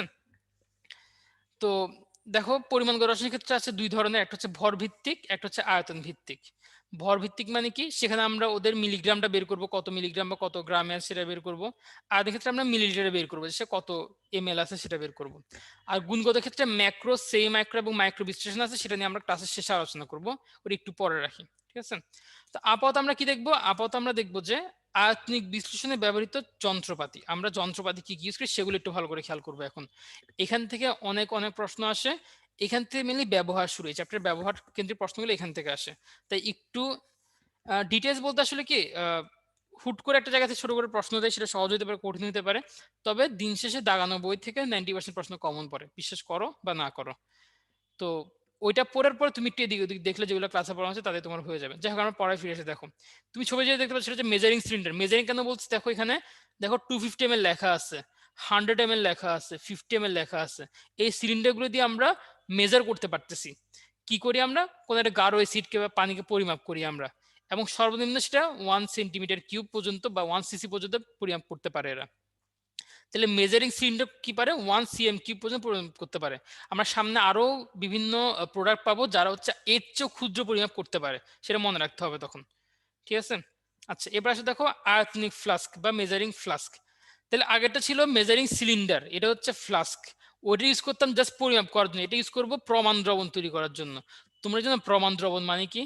প্রমাণ দ্রবণ মানে হচ্ছে যে দ্রবণের মোল মানে ঘনমাত্রা তুমি জানো। সাপোজ আমি তোমাকে বললাম যে, সাপোজ আমি তুমি হৃদয় চন্দ্র দাস প্রশ্ন করছি একটু আগে, আমি জিজ্ঞেস করলাম হৃদয় তুমি একটা 3 মোলার ঘনমাত্রার HCl তৈরি করো, এই যে আমি বলে দিলাম না 3 মোলার HCl, এই 3 মোলার HCl মানে হচ্ছে যে এটা প্রমাণ দ্রবণ, তুমি জানো যে এর ঘনমাত্রা কত, ঠিক আছে? এটাকে আমরা এরকম তৈরি করতে পারি, এরকম আয়তনিক ফ্লাক্সের মাধ্যমে। এবার আসে বুলেট। বুলেট তোমরা অবশ্যই দেখছো টাইট্রেশন সময় আমরা যেটা ইউজ করতাম, অল্প অল্প এক ফোঁটা করে HCl কে NaOH এর মধ্যে ফেলার জন্য একটা ভালভ থাকতো, সেখানে ভালভটা আমরা ঘুরাইতাম, ঘুরাইলে একটা একটা করে HCl এখানে পড়তো, পড়তে পড়তে একসময় রংটা চেঞ্জ হইতো, চেঞ্জ হলে আমরা বলতাম যে টাইট্রেশন আমার কমপ্লিট। সেটা হচ্ছে বুলেট। বুলেট দুই রকমের হয়, 25 সেন্টিমিটার কিউব থাকে কোনোটা, কোনোটা 50 সেন্টিমিটার কিউব থাকে। আর একটা ক্ষুদ্রতম ভাগ কত, 0.1 সেন্টিমিটার কিউব। ক্ষুদ্রতম ভাগ হচ্ছে ও এতটুকু পরিমাণ হিসাব করতে পারে, ক্ষুদ্রতম ভাগ। তাহলে দেখো আগেরটা ছিল কত, আগেরটা ছিল 1 সেন্টিমিটার কিউব ছিল মেজারিং সিলিন্ডারে, আর আমাদের বুলেটে কত, 0.1 সেন্টিমিটার কিউব। এগুলো একটু ভালো করে খেয়াল করতে হবে।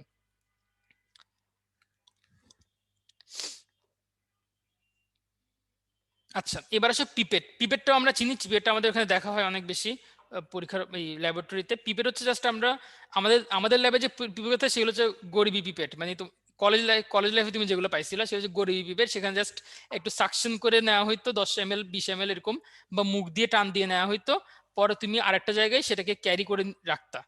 আর যখন তুমি মেডিকেল আসবে, মেডিকেল ফার্স্ট যখন তুমি দেখো, তখন তুমি syringe pump pipette, electronic pipette এগুলো তুমি দেখতে পারবা। সেগুলো অনেক আধুনিক হয় এবং সেগুলোতে মনে করো ডিজিটাল ঘড়ির মতন ফিক্স করে দেওয়া যায়। আমি মনে করো তুমি বললে আমি 0.2 ml বা 0.2 সেন্টিমিটার কিউব একটা সাবস্টেন্স নিব, তখন তুমি অতটুকু পরিমাণ সামান্য জিনিসও পরিবহন করতে পারবে পিপেটের মাধ্যমে। তো এটা হচ্ছে পিপেট আমরা পড়লাম। তো পিপেট তাহলে কি কাজে ইউজ করে? পিপেট হচ্ছে এক জায়গা থেকে আরেক জায়গায় কোনো একটা প্রোডাক্টকে বা কোনো একটা দ্রবণকে পরিবহনের কাজে ইউজ করা হয়, এটা মনে রাখবে আর কি। ঠিক আছে। আচ্ছা, এবার আসো কনিক্যাল ফ্লাস্ক। এটাও তোমরা দেখছো, আমরা তো এটার মধ্যে টাইট্রেশন গুলো করছিলাম, তাই না? তো টাইট্রেশনটা হচ্ছে কাজে ইউজ করা হয় সাধারণত 250 সেন্টিমিটার কিউব বা 250 ml এরকম হয়ে থাকে। আচ্ছা, এটা আমরা পড়লাম, জানলাম। এবার আসো ওয়াশ বোতল। এটাও তোমরা দেখছো, এই যে দেখো ওয়াশ বোতল, ওই রেস্টুরেন্ট গুলার যে একটা ওইটা থাকে না, ওই সসের যে বোতলটা অনেকটা ওইটার মতো থাকে, তবে এটা অ্যাঙ্গেল করা থাকে, ইউ শেপ অ্যাঙ্গেল করা থাকে, যেখানে পানি থাকে এবং সেখানে প্রেস করে সহজে পরিষ্কার করা যায়। যাই হোক, তো এটা আমরা দেখছিলাম কলেজ লাইফে, অনেকে বাসায় নিয়ে গেছে নিজের মনে করে, জানি। যাই হোক, আমরা আবার পরে ফিরে আসি। আমরা ক্লাসের শুরুতে বলছিলাম ক্রোমিক অ্যাসিড আমাদের পড়তে হবে। ক্রোমিক অ্যাসিড খুবই ইম্পর্টেন্ট, এটা সবচেয়ে সর্বোত্তম পরিষ্কারক বলছিলাম, এবং কি এটা ক্লিনিং মিশ্রণ বলা হয়, ক্লিনজিং মিশ্রণ বলা হয়। এটার যে সংকেতটা, এটা নিয়ে অনেক ঝামেলা করবে তোমাদের সাথে।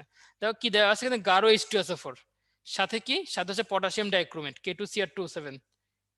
ব্র্যাকেট আসলে হবে না, এটা ব্র্যাকেট হবে না আসলে। K2Cr2O7 গাঢ় H2SO4 এর সম্পৃক্ত, কেমন দ্রবণ দেখো, সম্পৃক্ত, এটা ভালো করে খেয়াল করতে হবে, সম্পৃক্ত দ্রবণ। তাহলে দেখো তোমাকে ওর অপশন কি দিবে, ওরা গাঢ় HCl দিয়ে দিবে, পটাশিয়াম পারম্যাঙ্গানেট KMnO4 দিয়ে দিবে অপশনের মধ্যে, বলবে যে গাঢ় H2SO4 এবং পটাশিয়াম পারম্যাঙ্গানেট দ্রবণ, এরকম মানে এরকম এই দুইটার মধ্যে অপশন চেঞ্জ করে তোমাকে দিবে। সম্পৃক্ত না বলে তোমাকে জলীয় জলীয় জলীয় দ্রবণ বলবে। এভাবে তোমাকে ভুল করার চেষ্টা করবে, আশা করি তুমি ভুল করবা না। এটা খুবই ইম্পর্টেন্ট, অবশ্যই ভালো করে খেয়াল করতে হবে। গাঢ় সালফিউরিক অ্যাসিড এবং পটাশিয়াম ডাইক্রোমেট এর সম্পৃক্ত দ্রবণ। আচ্ছা, এবার আসো একটা পড়া আছে আমাদের, সেটা হচ্ছে মোলারিটি। মোলারিটি, এই টপিকটা পড়তে হয়, মোলারিটি। মোলারিটি মানে কি, আমরা সবাই জানি মোলারিটি মানে হচ্ছে যে 1 লিটার দ্রবণে, 1 লিটার দ্রবণে যদি আমার 1 মোল দ্রব থাকে, 1 মোল দ্রব থাকে, সেটাকে আমরা বলি মোলারিটি। তোমরা জানো মোলালিটি কাকে বলে? মোলালিটি একটু চ্যাটে বলতে পারবে আমাকে, মোলালিটি কাকে বলে?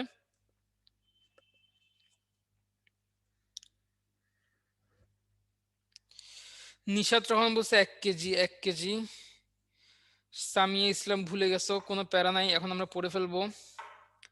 তারপরে 1 কেজি দ্রাবক, এক্স্যাক্টলি এটাই খুঁজতেছিলাম। সাকিব সুলতান, হ্যাঁ এটাই হচ্ছে মোলালিটি। আমি বলে দিই তাইলে, এখন হয়েছে, তোমরা অনেকেই বলছো। যদি আমি 1 কেজি দ্রাবকে, খেয়াল করবা দ্রাবকে আমি 1 মোল সামথিংকে 1 মোল দ্রব যোগ করি, সেটা হচ্ছে মোলালিটি। এটা খেয়াল করে, কিন্তু দ্রবণে ছিল, এটা ছিল দ্রবণ। তার মানে এই 1 মোল আর এই 1 লিটার, এই 1 মোলটাই 1 লিটারের ভেতরেই, বুঝছো? কিন্তু এখানে কিন্তু এই 1 মোলটা 1 কেজির ভেতরে না, 1 কেজির বাইরে সেটা, কারণ এটা হচ্ছে দ্রাবক, এই দুইটা মিলে হচ্ছে দ্রবণ। তো এটা এই হিসেবটা আমরা কেন করি, এটা কেন আসছে, এটার দরকারটাই বা কি? এটা হচ্ছে মোলারিটি যেটা, সেটা তো তোমার আয়তনের উপর নির্ভরশীল, তাই না? কারণ তোমার আয়তন বা চাপ এবং তাপের উপর চেঞ্জ হয়। তো তুমি মঙ্গল গ্রহে যদি চলে যাও, মঙ্গল গ্রহে তো চাপ সেম নেই, মঙ্গল গ্রহে তো চেঞ্জ হয়ে যাবে চাপটা। তাহলে তখন দেখা যায় তোমার 2 মোলার দ্রবণটা মঙ্গল গ্রহে গিয়ে সেটা দেখা গেছে 3 মোলার হয়ে গেছে, তাই তো লস প্রজেক্ট। কিন্তু তুমি যদি মোলার হিসাব করো, চাঁদেও যেই ভর থাকবে এখানেও সেই ভর থাকবে, সেটা কখনো চেঞ্জ হবে না, মোলারিটি কখনো চেঞ্জ হবে না, এটাই। আচ্ছা ঠিক আছে, এখন এখান থেকে কি প্রশ্ন আসে, মনে করো তোমার এখানে ডেসিমোলার সেন্টিমোলার এগুলো মাঝে মাঝে জিজ্ঞেস করবে যে যদি 1 মোল যদি 1 মোলার হয় তাহলে 0.1কে আমরা কি বলি, ডেসিমোলার বলি, 0.01 হলে সেন্টিমোলার বলি 001 হলে মিলিমোলার বলি, এগুলো মাঝে মাঝে আসে পরীক্ষায়। তো এটা আসছিল তোমার মেডিকেল ভর্তি পরীক্ষা 2013-14-তে। দেখো দিলে কি হবে বলো তো এটা কষ্ট করে। সম্পৃক্ত জলীয় এক কথা না ভাইয়া, সম্পৃক্ত মানে হচ্ছে যেখানে তোমার আর কিছু অ্যাড করতে পারবে না, আর এক ফোঁটা কিছু অ্যাড করলে সেটা নিচে অধিক্ষিপ্ত হয়ে যাবে, সেটা হচ্ছে সম্পৃক্ত। জলীয় হচ্ছে সেটা এখনো সম্পৃক্ত নেই, সেটা অসম্পৃক্ত অবস্থায় আছে। যে তোমরা সবাই বলছো বি, সোহান বলছো, রাফি বলছো, মেহেদি হাসান বলছো, ইমরান বলছো, সাদিয়া বলছো। ঠিক আছে, এটা আসলে বি হবে, মাত্র পড়লাম। একদম সহজ প্রশ্ন না ভাইয়া, এই প্রশ্নগুলো মেডিকেলে আসে, হাস্যকর টাইপের ব্যাপার। এই প্রশ্নগুলো মেডিকেলে আসে আমরা এগুলোই ভুল করি। একবার মেডিকেল প্রশ্ন ছিল গ্লুকোজে কয়টা কার্বন থাকে, গ্লুকোজে কার্বন সংখ্যা কত, এটা তো ক্লাস 10 বাচ্চাও পারে তাই না, এটাও কিন্তু মেডিকেলের প্রশ্ন আসা প্রশ্ন। আলোর বেগ কত, এটাও মেডিকেল আসা প্রশ্ন, কিন্তু এগুলো আমরা ভুল করি কিন্তু দিন শেষে। যাই হোক, প্যারা দেওয়া যাবে না, সহজ প্রশ্ন সহজভাবে অ্যান্সার করে আসতে হবে। আচ্ছা এবার এটা বলো, দ্রবণ স্থানান্তরের জন্য নিচে কোনটি অপরিহার্য? গত বছর আসছে, ডেন্টাল ভর্তি 19-20 আসছে, বলো কি হবে এটা? সি সি সি পিপেট, এটা মাত্রই পড়ছি, এটা একদম জিকের মতো তাই না, জিকের মতো, এটা সবাই পারে, এটা আমাদের পারতে হবে। পিপেট, এটা গত বছর আসছিল। তোমরা বুঝতে পারছো আসলে যে মানে খুব বেশি প্যানিক হওয়ার কিন্তু কিছু নাই, দিন শেষে 70% প্রশ্ন সহজ আসবে, তুমি সেগুলো পারবা, দাগে আসবা। বেশি তেল থাকলে আরেকটু পড়বা, তখন আরেকটু নাম্বার বেশি পাবা, দিন শেষে তোমার চান্স হয়ে যাবে, শুধু মাথা ঠান্ডা রাখতে হবে। এখন এটা বলো, বুলেটের সাহায্যে সর্বনিম্ন কত আয়তন পরিমাপ করা যায়? এটা ডেন্টাল ভর্তি পরীক্ষা 17-18-তে আসছিল। বুলেটের সাহায্যে সর্বনিম্ন কত আয়তন মাপা যায়? এটা সানজিদা বলছো ডি। আচ্ছা, ইব্রাহিম সরকার বলছো, সাদিয়া বললা এ, কোন সেন্সে বললা তুমি, ভালো করে একটু খেয়াল করি আবার। এরকম ভুল হয় বুঝছি, এটা মাত্র আমরা পড়ছি তারপর আমাদের ভুল হয়। আমি জানি এটা 0.1 সেন্টিমিটার কিউব হবে, কিন্তু তুমি দাগানোর সময় ভুলে দাগাই দিবা, এরকমটা হয় মাঝে মাঝে, হ্যাপেন্স। তোমার অ্যান্সার দেখা যায়, আমার নাম বললেন না, না তামান্না, অনেক কষ্ট, যাই হোক সামনে আগে আমরা। আচ্ছা এবার আসো অম্লের ক্ষারকত্ব, ক্ষারকের অম্লত্ব। এটা ছোট্ট একটা প্রশ্ন, ছোট একটা টপিক, আমরা শেষ করে দিই। আমরা জানি যে দেখো HCl এর সাথে যদি আমি কার বিক্রিয়া করাবো বলো, পটাশিয়াম হাইড্রোক্সাইড বিক্রিয়া করলাম, তাহলে কি হবে, পটাশিয়াম ক্লোরাইড উৎপন্ন হবে, ওদিকে পানি উৎপন্ন হবে তাই না। তাহলে দেখো এক মোল ক্ষার বিক্রিয়া করছে 1 মোল HCl এর সাথে, 1 মোল অ্যাসিডের সাথে, তখন আমরা বলি যে এই যে ক্ষারটা তার অম্লত্ব হচ্ছে 1, কারণ সে একটা এক মোল অ্যাসিডকে প্রশম করতে পারছে। ঠিক তেমনি একটা অ্যাসিড সে একটা ক্ষারকে প্রশম করতে পারে, তখন আমরা বলি তার ওই অ্যাসিডটার ক্ষারকত্ব হচ্ছে 1। তাই দেখো কি বললাম, কোন অ্যাসিড কর্তৃক ক্ষার বা ক্ষারককে প্রশমিত করার ক্ষমতাকে অম্লের ক্ষারকত্ব বা অ্যাসিডের ক্ষারকত্ব বলে। তো এক ক্ষারক অ্যাসিড মানে কি, সে একটা ক্ষারকে 1 মোল ক্ষারকে করতে পারবে, যেমন HCl, HBr, H এরকম কয়েকটা উদাহরণ দিচ্ছে, একটা আনকমন আছে এখানে। দ্বিক্ষারক অ্যাসিড কি, এই যে যারা দ্বিযোজী বিশিষ্ট, একটা আনকমন আছে। ত্রিক্ষারকীয় কারা, যারা 3টে এজ বিশিষ্ট। এই আনকমন গুলো ব্যাখ্যা দেওয়া আসলে এখন এই মুহূর্তে সময় সাপেক্ষ ব্যাপার, দিতে পারতেছি না, তোমরা ওই ফেসবুকের কমেন্টে, ওই ফেসবুকে পোস্টে কমেন্ট করে তখন দিয়ে দেওয়া যাবে, প্যারা নেই। তো আপাতত এটা মাথায় রাখবে, মাঝে মাঝে পরীক্ষা আসে নিচের কোনটি দ্বিক্ষারকীয় অ্যাসিড, ঠিক আছে। আচ্ছা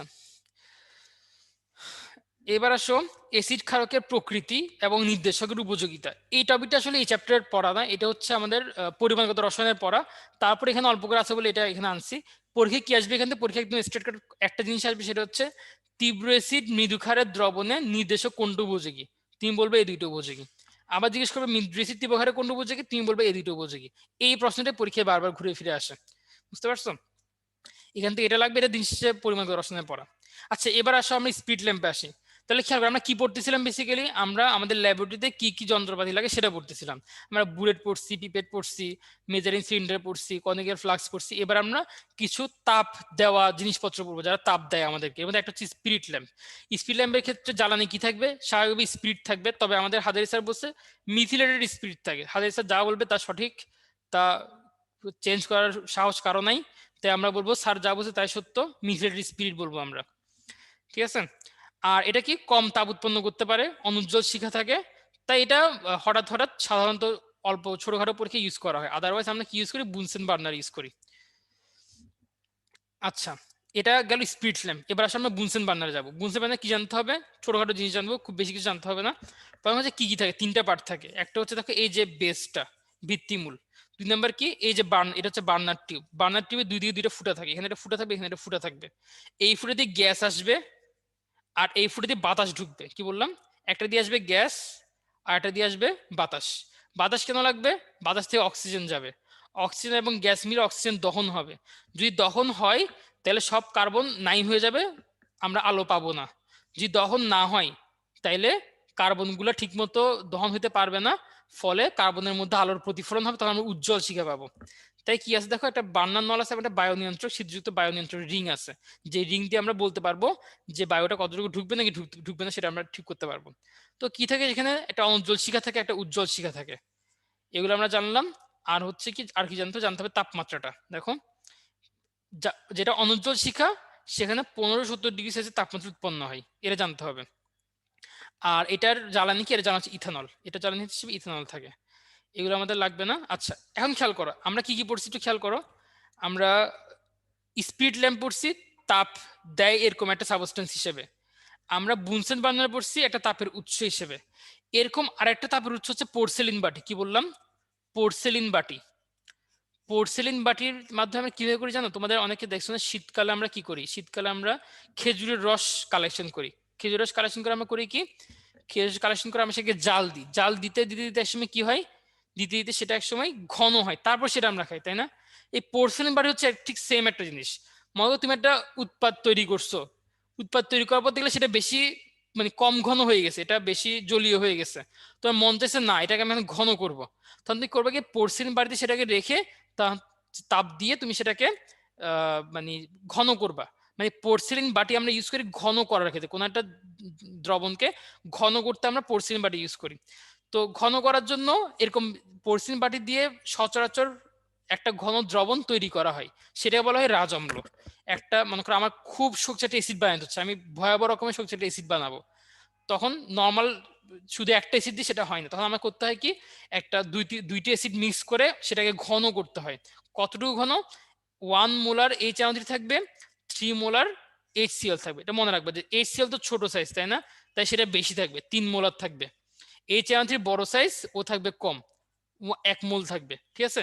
তাহলে পোর্সেলিন বাটির মাধ্যমে কি করি, রাজঅম্ল তৈরি করি। রাজঅম্ল কি, শক্তিশালী একটা অ্যাসিড। কখন লাগে? অনেক শক্তিশালী একটা ক্ষারকের প্রশম করার জন্য লাগবে, বা এরকম কোনো কাজে আমার বিক্রিয়া লাগলে তখন আমি এটা ইউজ করব। ঠিক আছে?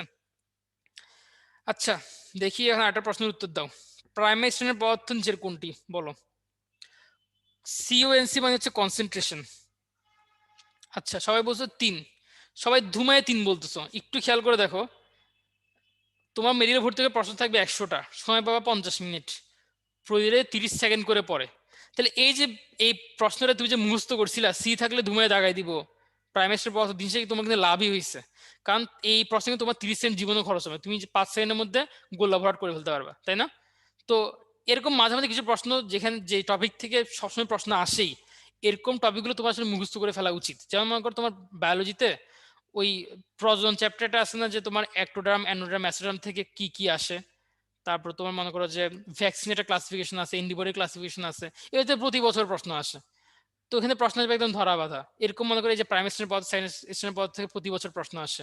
এগুলো তোমাকে কিছুটা সংক্ষেপে কিছুটা বানিয়ে নিতে হবে নিজের মতো করে, যেন তুমি দেখা মাত্র 5 সেকেন্ডের মধ্যে অ্যান্সার করে ফেলতে পারো। নাহলে পরীক্ষাটা 30 সেকেন্ড সময় লাগলে তুমি ঝামেলায় পড়বা। যাই হোক, আমরা এরপরে যাই। দেখো, স্পিরিট ল্যাম্প সম্পর্কে সত্য কোনটি? 18 আসছিল মেডিকেল ভর্তি পরীক্ষায়, বলো কি হবে? সবাই বলছো বি বি বি, কয়েকজন বলছো ডি, ডি কনসেন্সাসে বললা, সিও বলতেছো। যাই হোক, আমরা দেখি কি হবে। দেখি পরবর্তী স্পিরিট ল্যাম্পের সত্য কোনটি? স্পিরিট ল্যাম্পের জ্বালানি হচ্ছে স্পিরিট বা মিথিলেটেড স্পিরিট। মিথানল তো আর না, তাই না? মিথানল হবে না। শিখা নিয়ন্ত্রণ করা যায়, কিন্তু করা তো যায় না, কারণ ওর মধ্যে তার বায়ুরোধক কিছু নাই, কোনো ছিদ্র নেই। বুনসেন বার্নারে না আছে, সাশ্রয়ী মোটেও না, শিখের তাপমাত্রা কম, এটা আমরা জানি। তো দিন শেষে বি হবে। ঠিক আছে? আচ্ছা, এটা তো বলছি। এবার আসো, তাহলে দেখো আমরা কি কি পড়ছিলাম। আমরা পোর্সেলিন বাটি পড়ছি, বুনসেন বার্নার পড়ছি, স্পিরিট ল্যাম্প পড়ছি তাপ দেওয়াকারী হিসেবে। এবার আমরা পড়বো শুষ্ককারক হিসেবে, মানে পানি সরায় ফেলে এরকম হিসেবে আমরা পড়বো ডেসিকেটর তোমার ছবি যেটা সেটা হচ্ছে ডেসিকেটর। ওর কাজ কি, ও হচ্ছে ভেতর থেকে বাতাসটাকে বের করে ফেলবে, শুষ্ক করবে, জলীয় বাষ্পকে সে বের করে ফেলবে, বুঝছো? কি ইউজ করি আমরা সেজন্য? ক্যালসিয়াম ক্লোরাইড ইউজ করি। এখন আমরা কয়টা নাম জানবো যে আর কি কি শুষ্ককারক আছে। কঠিন শুষ্ককারক আছে, তরল শুষ্ককারক আছে। দেখো এগুলো হচ্ছে কঠিন শুষ্ককারক আর এটা হচ্ছে তরল শুষ্ককারক। এগুলো একটু মনে রাখতে পারো, এই নেমনিকগুলো দিয়ে মাঝে মাঝে আসে। আর এটা হচ্ছে নিরোধক মানে যে হচ্ছে পানি সরাই দেয়। শুষ্ক মাঝে যে হচ্ছে জলীয় বাষ্পকে সরাই দেবে সে হচ্ছে শুষ্ককারক। এ হচ্ছে শুধুমাত্র পানিকে পানি হিসেবে সরাবে, তা হচ্ছে নিরোধক। নিরোধক উদাহরণ কি? নিরোধক উদাহরণ হচ্ছে এগুলা। আর কিছু আছে যারা হচ্ছে নিরোধক হিসেবে কাজ করতে পারে, আবার শুষ্ককারক হিসেবে কাজ করতে পারে। এর মধ্যে ভাইয়া লিখতে পারতেছি না, লিখার কোনো দরকার নেই আফিয়া, কারণ এই উৎসব তো তোমাদের পিডিএফ দিয়ে দেওয়া হবে আলটিমেটলি, অথবা স্ক্রিনশট তুলে রাখতে পারো। যাই হোক, এবার আসো, এই যে গাঢ় সালফিউরিক অ্যাসিড এবং যে P2O5 এরা করে কি, এরা শুষ্ককারক এবং নিরোধক দুইটি হিসেবে কাজ করতে পারে। তাই মাঝে মাঝে পরীক্ষা আসতে পারে নিচের কোনটি শুষ্ককারক নিরোধক উভয়, তখন তুমি এগুলো দেখাবা। আচ্ছা, এই নেসলার দ্রবণ এটা আসলে তোমাদের বই আলাদা টপিক হিসেবে নাই, এটা জাস্ট একটা উদাহরণ হিসেবে আছে। এটার এই যে সংখ্যাটি এটা কাজে লাগে, তাই এটা দেওয়া হয়েছে এখানে যে K2HgI4, এটা খুব আনকমন একটা সংকেত নেসলার দ্রবণ, তাই এটা একটু মনে রাখবা। এছাড়া সিগনিফিকেন্স কিছু না এটার। এরপর আমরা আসি কিছু, আমাদের এখন মাত্র ক্লাস মোটামুটি শেষের দিকে, জাস্ট দুটো টপিক বাকি আছে আমাদের। একটা হচ্ছে যে কিছু হ্যাজার্ড সিম্বল যেগুলো আমাদের রাসায়নিক বিষাক্ত পদার্থ হবে যাবে এটা, আর হচ্ছে যে বলছিলাম মাইক্রো এটা নিয়ে কথা বলবো সেটা, আর লাস্ট আমরা একটা সামারি করবো পুরো ক্লাসের। এই তিনটা টপিক বাকি এখন আমাদের। তো এখান থেকে আমরা কি মনে রাখবো? এখান থেকে আমরা জাস্ট দুইটি জিনিস লাগবে। একটা হচ্ছে যে মোট কতটা হ্যাজার্ড সিম্বল, আন্তর্জাতিকভাবে হ্যাজার্ড সিম্বল হচ্ছে টোটাল 10টা, এটা মনে রাখবো আমরা। আর এই ছক দেখছো, ছকের মধ্যে তুমি জাস্ট এই চিহ্নগুলো একটু মনে রাখবা যে কোনটা কি। যে আমরা এফ দিয়ে দাহ্য বুঝাচ্ছি, এফ প্লাস দিয়ে মারাত্মক দাহ্য বুঝাচ্ছি, ই দিয়ে এক্সপ্লোসিভ বা বিস্ফোরক বুঝাচ্ছি। এই জাস্ট ইন্টারপ্রিটেশন তুমি মনে রাখলেই চলবে।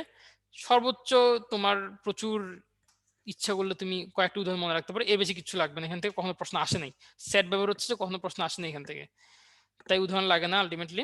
তুমি মনে রাখবা 10টা, এখানে 10টা আছে, এইটুকু মনে রাখলে চলবে। আর কিছু আছে ক্ষয়কারক, এগুলো হচ্ছে বিষাক্ত, কিছু হচ্ছে ক্ষয়কারক। ক্ষয়কারক তাদেরকে বলা হয় যাদের পিএইচ 2.5 এর চেয়ে কম অথবা 12.5 এর চেয়ে বেশি, তাদেরকে আমরা ক্ষয়কারক বলি। তারা সবল ক্ষার হয় অথবা সবল অ্যাসিড হয়। এগুলো খুব একটা আসেনি এখন পর্যন্ত, বাট বই টপিকটা আছে। কিন্তু এই জিনিসটা বহুবার আসছে, বহুবার, কতবার আসছে তার কোনো হিসাব নাই। এই ছকটা, এটা কিসের ছক? আমাদের ল্যাবরেটরিতে ফ্রিকোয়েন্টলি ইউজ হয় এরকম কিছু বিষাক্ত উপাদান এবং তার অল্টারনেট ভালো কি কি আমরা ইউজ করতে পারি তার একটা ছক আমাদের এখানে দিচ্ছে। আমরা কিভাবে মনে রাখবো? এটা খুবই সহজ, একটু খেয়াল করলে তুমি পারবা। তোমার মনে হয় তুমি একটা চেইন রিঅ্যাকশন পড়ছিলে তাই না? CH4 একটা চেইন রিঅ্যাকশন পড়ছিলে, দিন শেষে সবগুলো CCl4 তৈরি হয়ে যায়, চেইন রিঅ্যাকশন। সেই চেইন রিঅ্যাকশনে কিন্তু CCl4 তৈরি হওয়ার আগের ধাপে এই জিনিসটা ছিল, CHCl3। তার মানে CHCl3 আর CCl4 তারা পরস্পর খালাতো ভাই মনে করো। তো এই দুইটাই বিষাক্ত। দিন শেষে আমি এই দুইটার বদলে কি ইউজ করতে পারি? সেম জিনিস হেক্সেন ইউজ করতে পারি। এটা তোমরা সহজে মনে রাখতে পারবা। আচ্ছা, এটা গেল। এরপর আসো বেনজিন। মনে করি এটা হচ্ছে বেনজিন, সাপোজ এটা হচ্ছে একটা বেনজিন। তো বেনজিন তুমি যদি দুইটা CH3 যুক্ত করে দাও, সেটা কি হয়ে যায়? সেটা হয়ে যায় জাইলিন। বেনজিন এবং জাইলিন এই দুইটাই বিষাক্ত, তাদের অল্টারনেটিভ তুমি কি ইউজ করতে পারো? তাদের অল্টারনেটিভ তুমি টলুইন ইউজ করতে পারো। একদম সহজ না তাইলে? বেনজিন, জাইলিন, টলুইন, একদম সহজ হয়ে গেল আমাদের। বিউটানল 2 তার এগেনস্টে বিউটানল 1। তাহলে এই 5টা তুমি আসলে না পড়লেও পারবা, এমনি তোমার মনে থাকবে। লাস্টের দুটো শুধু তোমার একটু পড়তে হবে কষ্ট করে, যে লেড ক্রোমেট এটা পটাশিয়াম কার্বনেট, এদিকে পটাশিয়াম সেটা হচ্ছে ক্যালসিয়াম। এইটুকু পড়লেই হবে না, সংকেত তোমার লাগবে না, এখানকার সংকেত কিছু লাগবে না। এখানে জাস্ট তুমি নামগুলো পড়বা, সংকেত আসে না পরীক্ষায়। ভার্সিটির জন্য তুমি দেখতে পারো সর্বোচ্চ ডিউর জন্য, বাট মেডিকেলের জন্য কোনোভাবে লাগবে না। আচ্ছা, এবার আমরা পরের টপিকে যাই। রাসায়নিক পদার্থ যেগুলো আমরা বানাই সেগুলো আবার বের করে দেওয়ার একটা ব্যাপার থাকে তাই না? আমি ল্যাবরেটরিতে একটা জিনিস বানালাম, সেটা তো শেষে কাজ শেষে আমার ফেলে দিতে হবে। তো ফেলে দেওয়ার সময় কিছু একটু খেয়াল করতে হয় যে কিছু কিছু জিনিস আমাদের প্রকৃতির জন্য খুব খারাপ, যেমন হচ্ছে মনে করো অ্যামোনিয়া, বা যেমন লিকার অ্যামোনিয়া। এটা কি 35 থেকে 40% অ্যামোনিয়া সম্পৃক্ত দ্রবণ। এটা কি করে? এটা আমাদের চোখ, এটার কারণে রক্তবর্ণ হইতে পারে আমাদের। তোমরা কখনো যাই না অ্যামোনিয়ার ঘ্রাণ পাইছো কিনা? আমরা যখন ল্যাবরেটরিতে যাই, কেমিস্ট্রি ল্যাবরে, তখন একটা গন্ধ, একটা ঝাঁজ নাকে আসে, সেটা হচ্ছে অ্যামোনিয়ার গন্ধ। আমার মতো যারা অতি উৎসাহী তারা অনেক সময় অ্যামোনিয়ার গন্ধ একবার রিসিভ করছো, বেশি উৎসাহী হয়ে অ্যামোনিয়ার জারটা খুলে একটু গন্ধটা নিছো যে কেমন দেখি, এবং বিশাল একটা ধাক্কা খাইছো, আমি জানি এটা অনেকেই করে, আমিও করছিলাম, শিক্ষা হয়ে গেছে, আর কখনো করি নাই। তারপরে এটা অনেক ক্ষতিকর আর কি, আলটিমেটলি অনেক ক্ষতিকর, এটা করা যাবে না কখনো। এরপরে এই পার্টটা আছে পটাশিয়াম পারম্যাঙ্গানেট, এগুলো আসলে ল্যাবে তেমন একটা থাকে না, পড়ার জন্য পড়া। পটাশিয়াম পারম্যাঙ্গানেট মজার জিনিস কি, ডায়রিয়া হওয়ার সম্ভাবনা শতভাগ যদি ভুল করে খেয়ে ফেলো আবেগে। আর পটাশিয়াম ডাইক্রোমেট হলে ডায়রিয়ার সম্ভাবনা থাকে।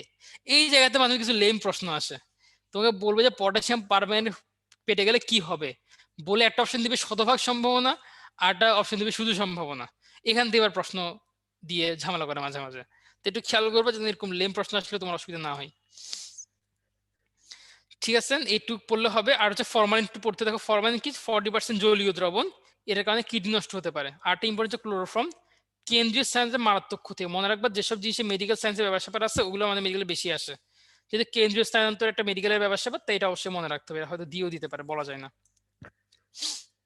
আচ্ছা, এবার সব ম্যাক্রো, সেই ম্যাক্রো এবং মাইক্রো বিশ্লেষণ পদ্ধতি নিয়ে। এটা আমরা কি পড়বো, আমরা এখানে জাস্ট দুইটা জিনিস পড়বো, এই দুইটা জিনিস আমরা পড়বো, যে ম্যাক্রো, সেই মাইক্রো এবং মাইক্রোর ক্ষেত্রে ভর এবং আয়তনের মানটা কত। একদম সহজ, খেয়াল করে দেখো, মাইক্রো মানে ছোট তাই না, তো এখানে 5 মিলিগ্রাম থেকে আমরা 20 মিলিগ্রাম নিই, মাইক্রো তাই সামান্য। এরপর যেটা সেম মাইক্রো একটু সামান্য বড় হবে, তাই আমরা 10 দিয়ে গুণ করে দিচ্ছি, দেখো 50 থেকে 200। এটা আরেকটু বড় ম্যাক্রো, এটা আমরা আরো 10 দিয়ে গুণ করছি, 500 থেকে 2000 গ্রাম। 2 গ্রাম মানে তো 2000 গ্রাম তাই না, তার মানে মাইক্রোতে যা, মনে করো 5 আর 20 তুমি মনে রাখলা, এখানে আর 10 দিয়ে গুণ করবা, এখানে আর 10 দিয়ে গুণ করবা, শেষ, তোমার এগুলো মনে রাখতে হবে না। ঠিক তেমনি তুমি এখানে আসো, এখানে হচ্ছে 2 ml থেকে 1 ml, সরি 0.2 থেকে 1 ml, এটা হচ্ছে 2 থেকে 4, এটা হচ্ছে 20 থেকে 30, মানে 10 10 করে মনে করে বাড়ছে। এটা 0.2 ছিল, 2 হয়েছে, 20 হয়েছে, এভাবে তুমি মনে রাখতে পারো। অ্যাকচুয়ালি এই কথাগুলো কেন আসছে, এভাবে আমরা কেন ভাগ করছি, আমরা ভাগ করছি তিনটা কারণে। একটা হচ্ছে পরিবেশ দূষণ কতটুকু হচ্ছে তার উপর ভিত্তি করে, একটা হচ্ছে সময় কতক্ষণ লাগে তার উপর ভিত্তি করে, একটা হচ্ছে খরচ কত লাগে তার উপর ভিত্তি করে। খরচটা যেমন দেখো, ম্যাক্রো এটা তো কম খরচে করা যাবে, কিন্তু বর্জ্য হবে অনেক বেশি, ফলে পরিবেশ বেশি দূষিত হবে, সময় বেশি লাগবে। অথবা মাইক্রো তুমি দেখো, সময় লাগবে কম, পরিবেশ সামান্য দূষিত হবে, কিন্তু খরচ হয়ে যাবে আবার অনেক বেশি। তো এভাবে আমরা যেটা যখন যেভাবে দরকার সেভাবে আমরা মাইক্রো, সেই মাইক্রো বা ম্যাক্রোর মাধ্যমে বিভিন্ন বিক্রিয়া করে থাকি। আর লাস্ট টপিক যেটা, সেটা হচ্ছে আমরা যখন ল্যাবরেটরিতে যাই কিছু কিট আমাদের সাথে রাখতে হয়, কিছু সেফটি কিট সাথে রাখতে হয়। তার মধ্যে একটা জিনিস হচ্ছে রাবিং অ্যালকোহল, যেটা এখন আমরা স্যানিটাইজার হিসেবে ইউজ করি, সেটা সবসময় ল্যাবরেটরিতে রাখতে হয়। সেটা হচ্ছে 70% আইসোপ্রোপাইল অ্যালকোহল, যেটা আমরা স্যানিটাইজার হিসেবে ইউজ করি, সেটা হচ্ছে 70% আইসোপ্রোপাইল অ্যালকোহল। ঠিক আছে, আচ্ছা তাহলে এখন দেখো আমরা একটু সামারি করি। সামারি করি বলতে এই চ্যাপ্টারে কি না পড়লেই নয়, এই চ্যাপ্টার অনেক বড় একটা চ্যাপ্টার, ঝামেলা একটা চ্যাপ্টার, ল্যাবরেটরি নিরাপদ ব্যবহার, প্রায় 50 কি 60 পেজ বইয়ে। মনে করো যে তোমার মন চাইলে তুমি পড়বা না, সাপোজ তোমার মন চাইলে তুমি পড়তে ইচ্ছা করছো, তোমার কি করা যায় তাহলে এখন? তখন বলবো যে আমি কয়টা টপিক তুমি না পড়ে কখনো যাবে না। একটা হচ্ছে প্রাইমারি সেকেন্ডারি, এটা অবশ্যই পড়তে হবে তোমাকে, প্রাইমারি সেকেন্ডারি। 2 নম্বর হচ্ছে কি, ওই মাইক্রো, সেই মাইক্রো, ওই জিনিসটা মাইক্রো, সেই মাইক্রো, এটা তুমি পড়লা। তারপর হচ্ছে কি, ওই যে আমরা বিষাক্ত পদার্থ সাথে ভালো কি ইউজ করে সেটা পড়লাম না, ওই জিনিসটা। লাস্ট কি, মোলারিটি, যেটা আমরা পড়ছি, মোলারিটি জিনিসটা ধারণা নিয়ে যাবে।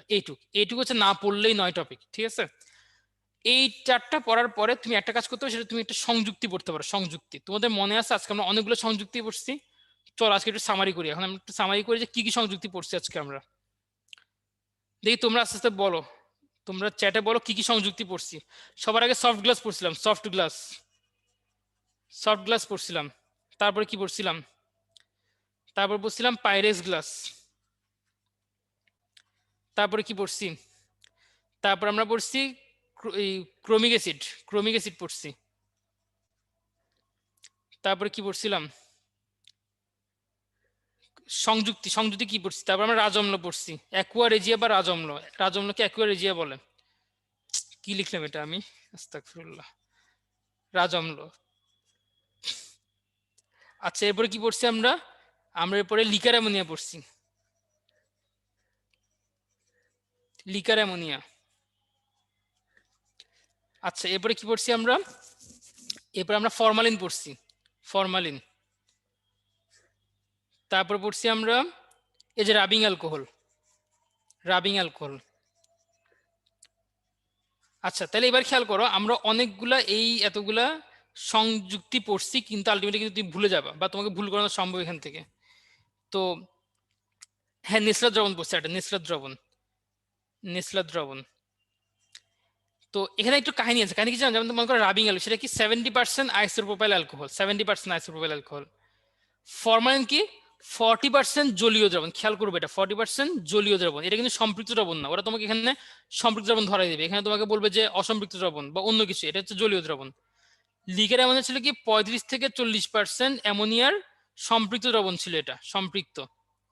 তারপর রাজঅম্ল কি ছিল, রাজঅম্ল ছিল তোমার 1 মোল HNO3, 3 মোল HCl এরকম ছিল। তারপরে ক্রোমিক অ্যাসিড কি ছিল, পটাশিয়াম ডাইক্রোমেট K2Cr2O7, আর হচ্ছে গাঢ় সালফিউরিক, এটা লঘু দিলে হবে না, গাঢ় সালফিউরিক অ্যাসিড দিতে হবে, এবং কি সম্পৃক্ত ছিল। এনে কি ছিল জিঙ্ক অক্সাইড এবং barium borosilicate, zinc oxide plus barium borosilicate. এটা হচ্ছে কি ক্যালসিয়াম এবং ক্যালসিয়াম সোডিয়াম সিলিকেট ছিল, বুঝতে পারছো? এবার তোমরা একটা সামারি করবা, বুঝছো? সামারি করে একটা নোট করে রাখবা, একদিকে একটা স্টিকি নোট দিয়ে লাগায় রাখবা, তাইলে হচ্ছে তোমার একদম সাজানো থাকবে, তুমি বারবার ভুল করবা না।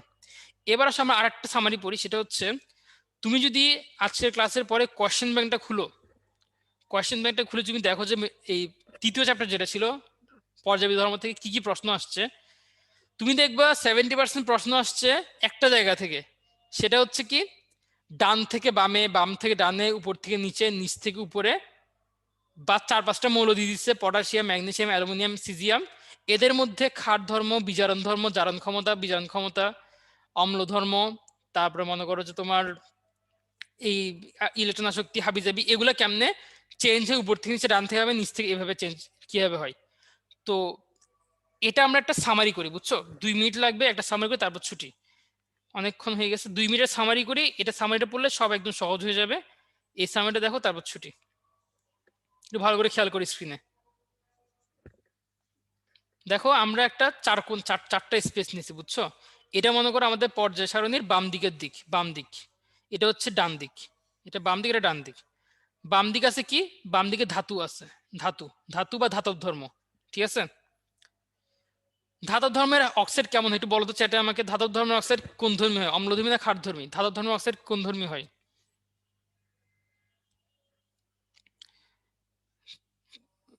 মারিয়া বললো অম্ল, এটা কি ধরনের কথা ভাইয়া? শাওন বলছো ক্ষার, হ্যাঁ ধাতব অক্সাইড হয় সবসময় ক্ষারধর্মী, ক্ষারধর্মী।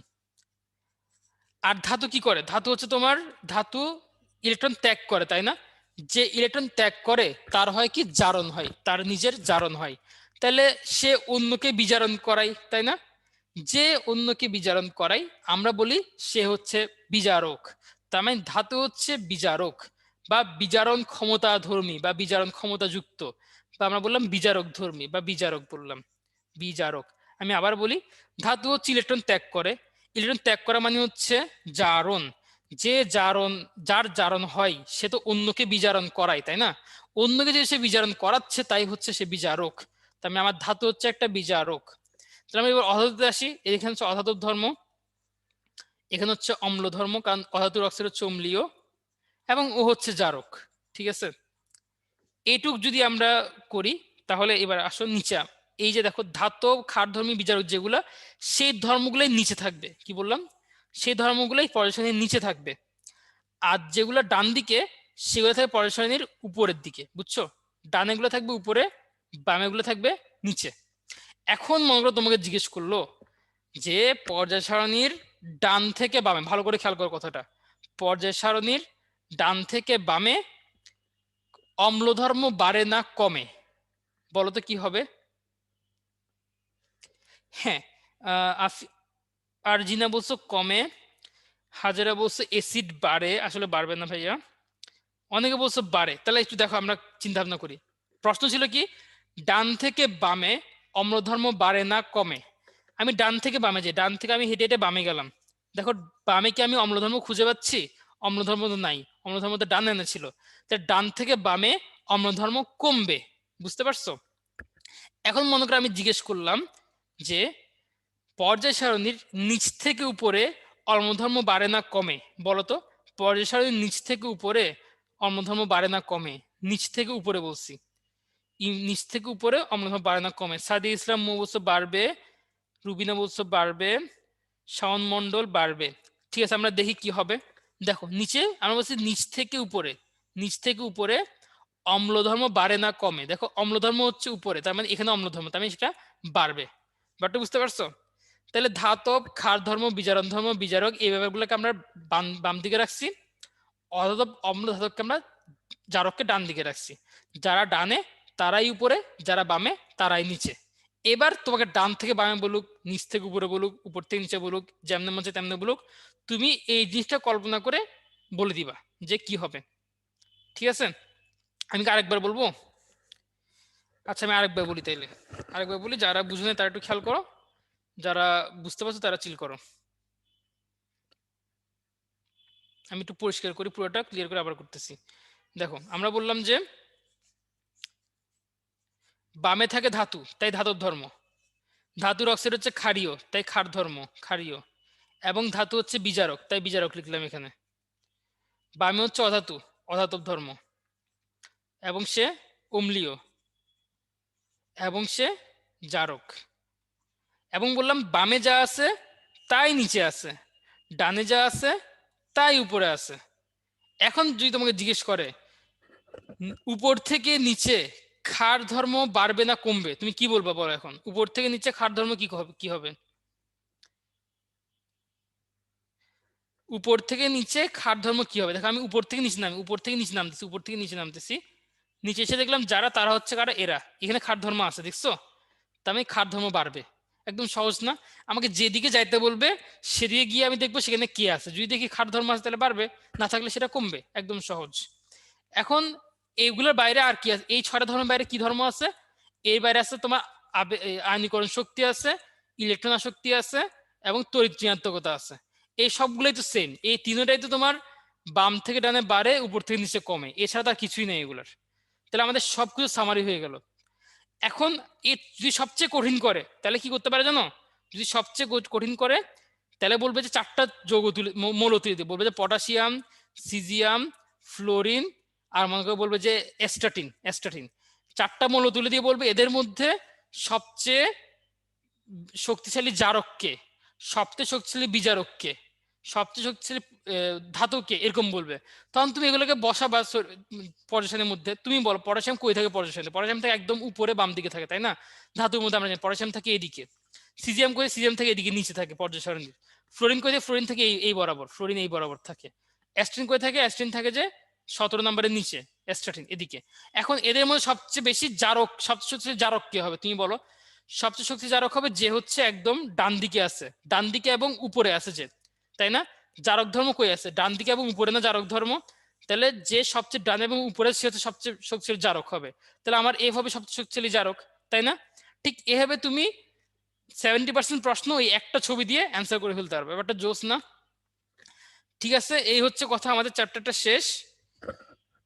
সংযুক্তি স্টুডেন্ট নিতে পারো নাই, এটা তো আসলে আমার কাছে সেভ করা আছে। কি সেভ করা তো নাই ভাইয়া, বই তো পাবা, সবগুলো সংযুক্ত বই আছে, বই থেকে একসাথে লিখে নিও। আর হচ্ছে যে আমরা যেটা করব, কোয়েশ্চেন অ্যান্সারের মধ্যে তোমরা অনেক প্রশ্ন করছো, আমরা তো চেষ্টা করছি সেগুলো অ্যান্সার দেওয়ার। যারা পাও নাই অ্যান্সার, কোনো প্যারা নাই, তোমরা ফেসবুকে যে প্রবলেম বক্স থাকবে সেখানে অ্যান্সারটা, সেখানে প্রশ্ন করিও, সেই প্রশ্নের সব অ্যান্সার দেওয়া হবে। যাদের কারেন্ট চলে গেছে বলছো, রেকর্ড দিয়ে দেওয়া হবে, কোনো প্যারা নাই। এই হচ্ছে কথা আর কি। নাজিম ভাই আমাকে শুনতে পাচ্ছেন? জি ভাই, শোনা যাচ্ছে। প্রিয় শিক্ষার্থী বন্ধুরা, তোমরা লাস্ট ফুলের অ্যান্সার করে দাও।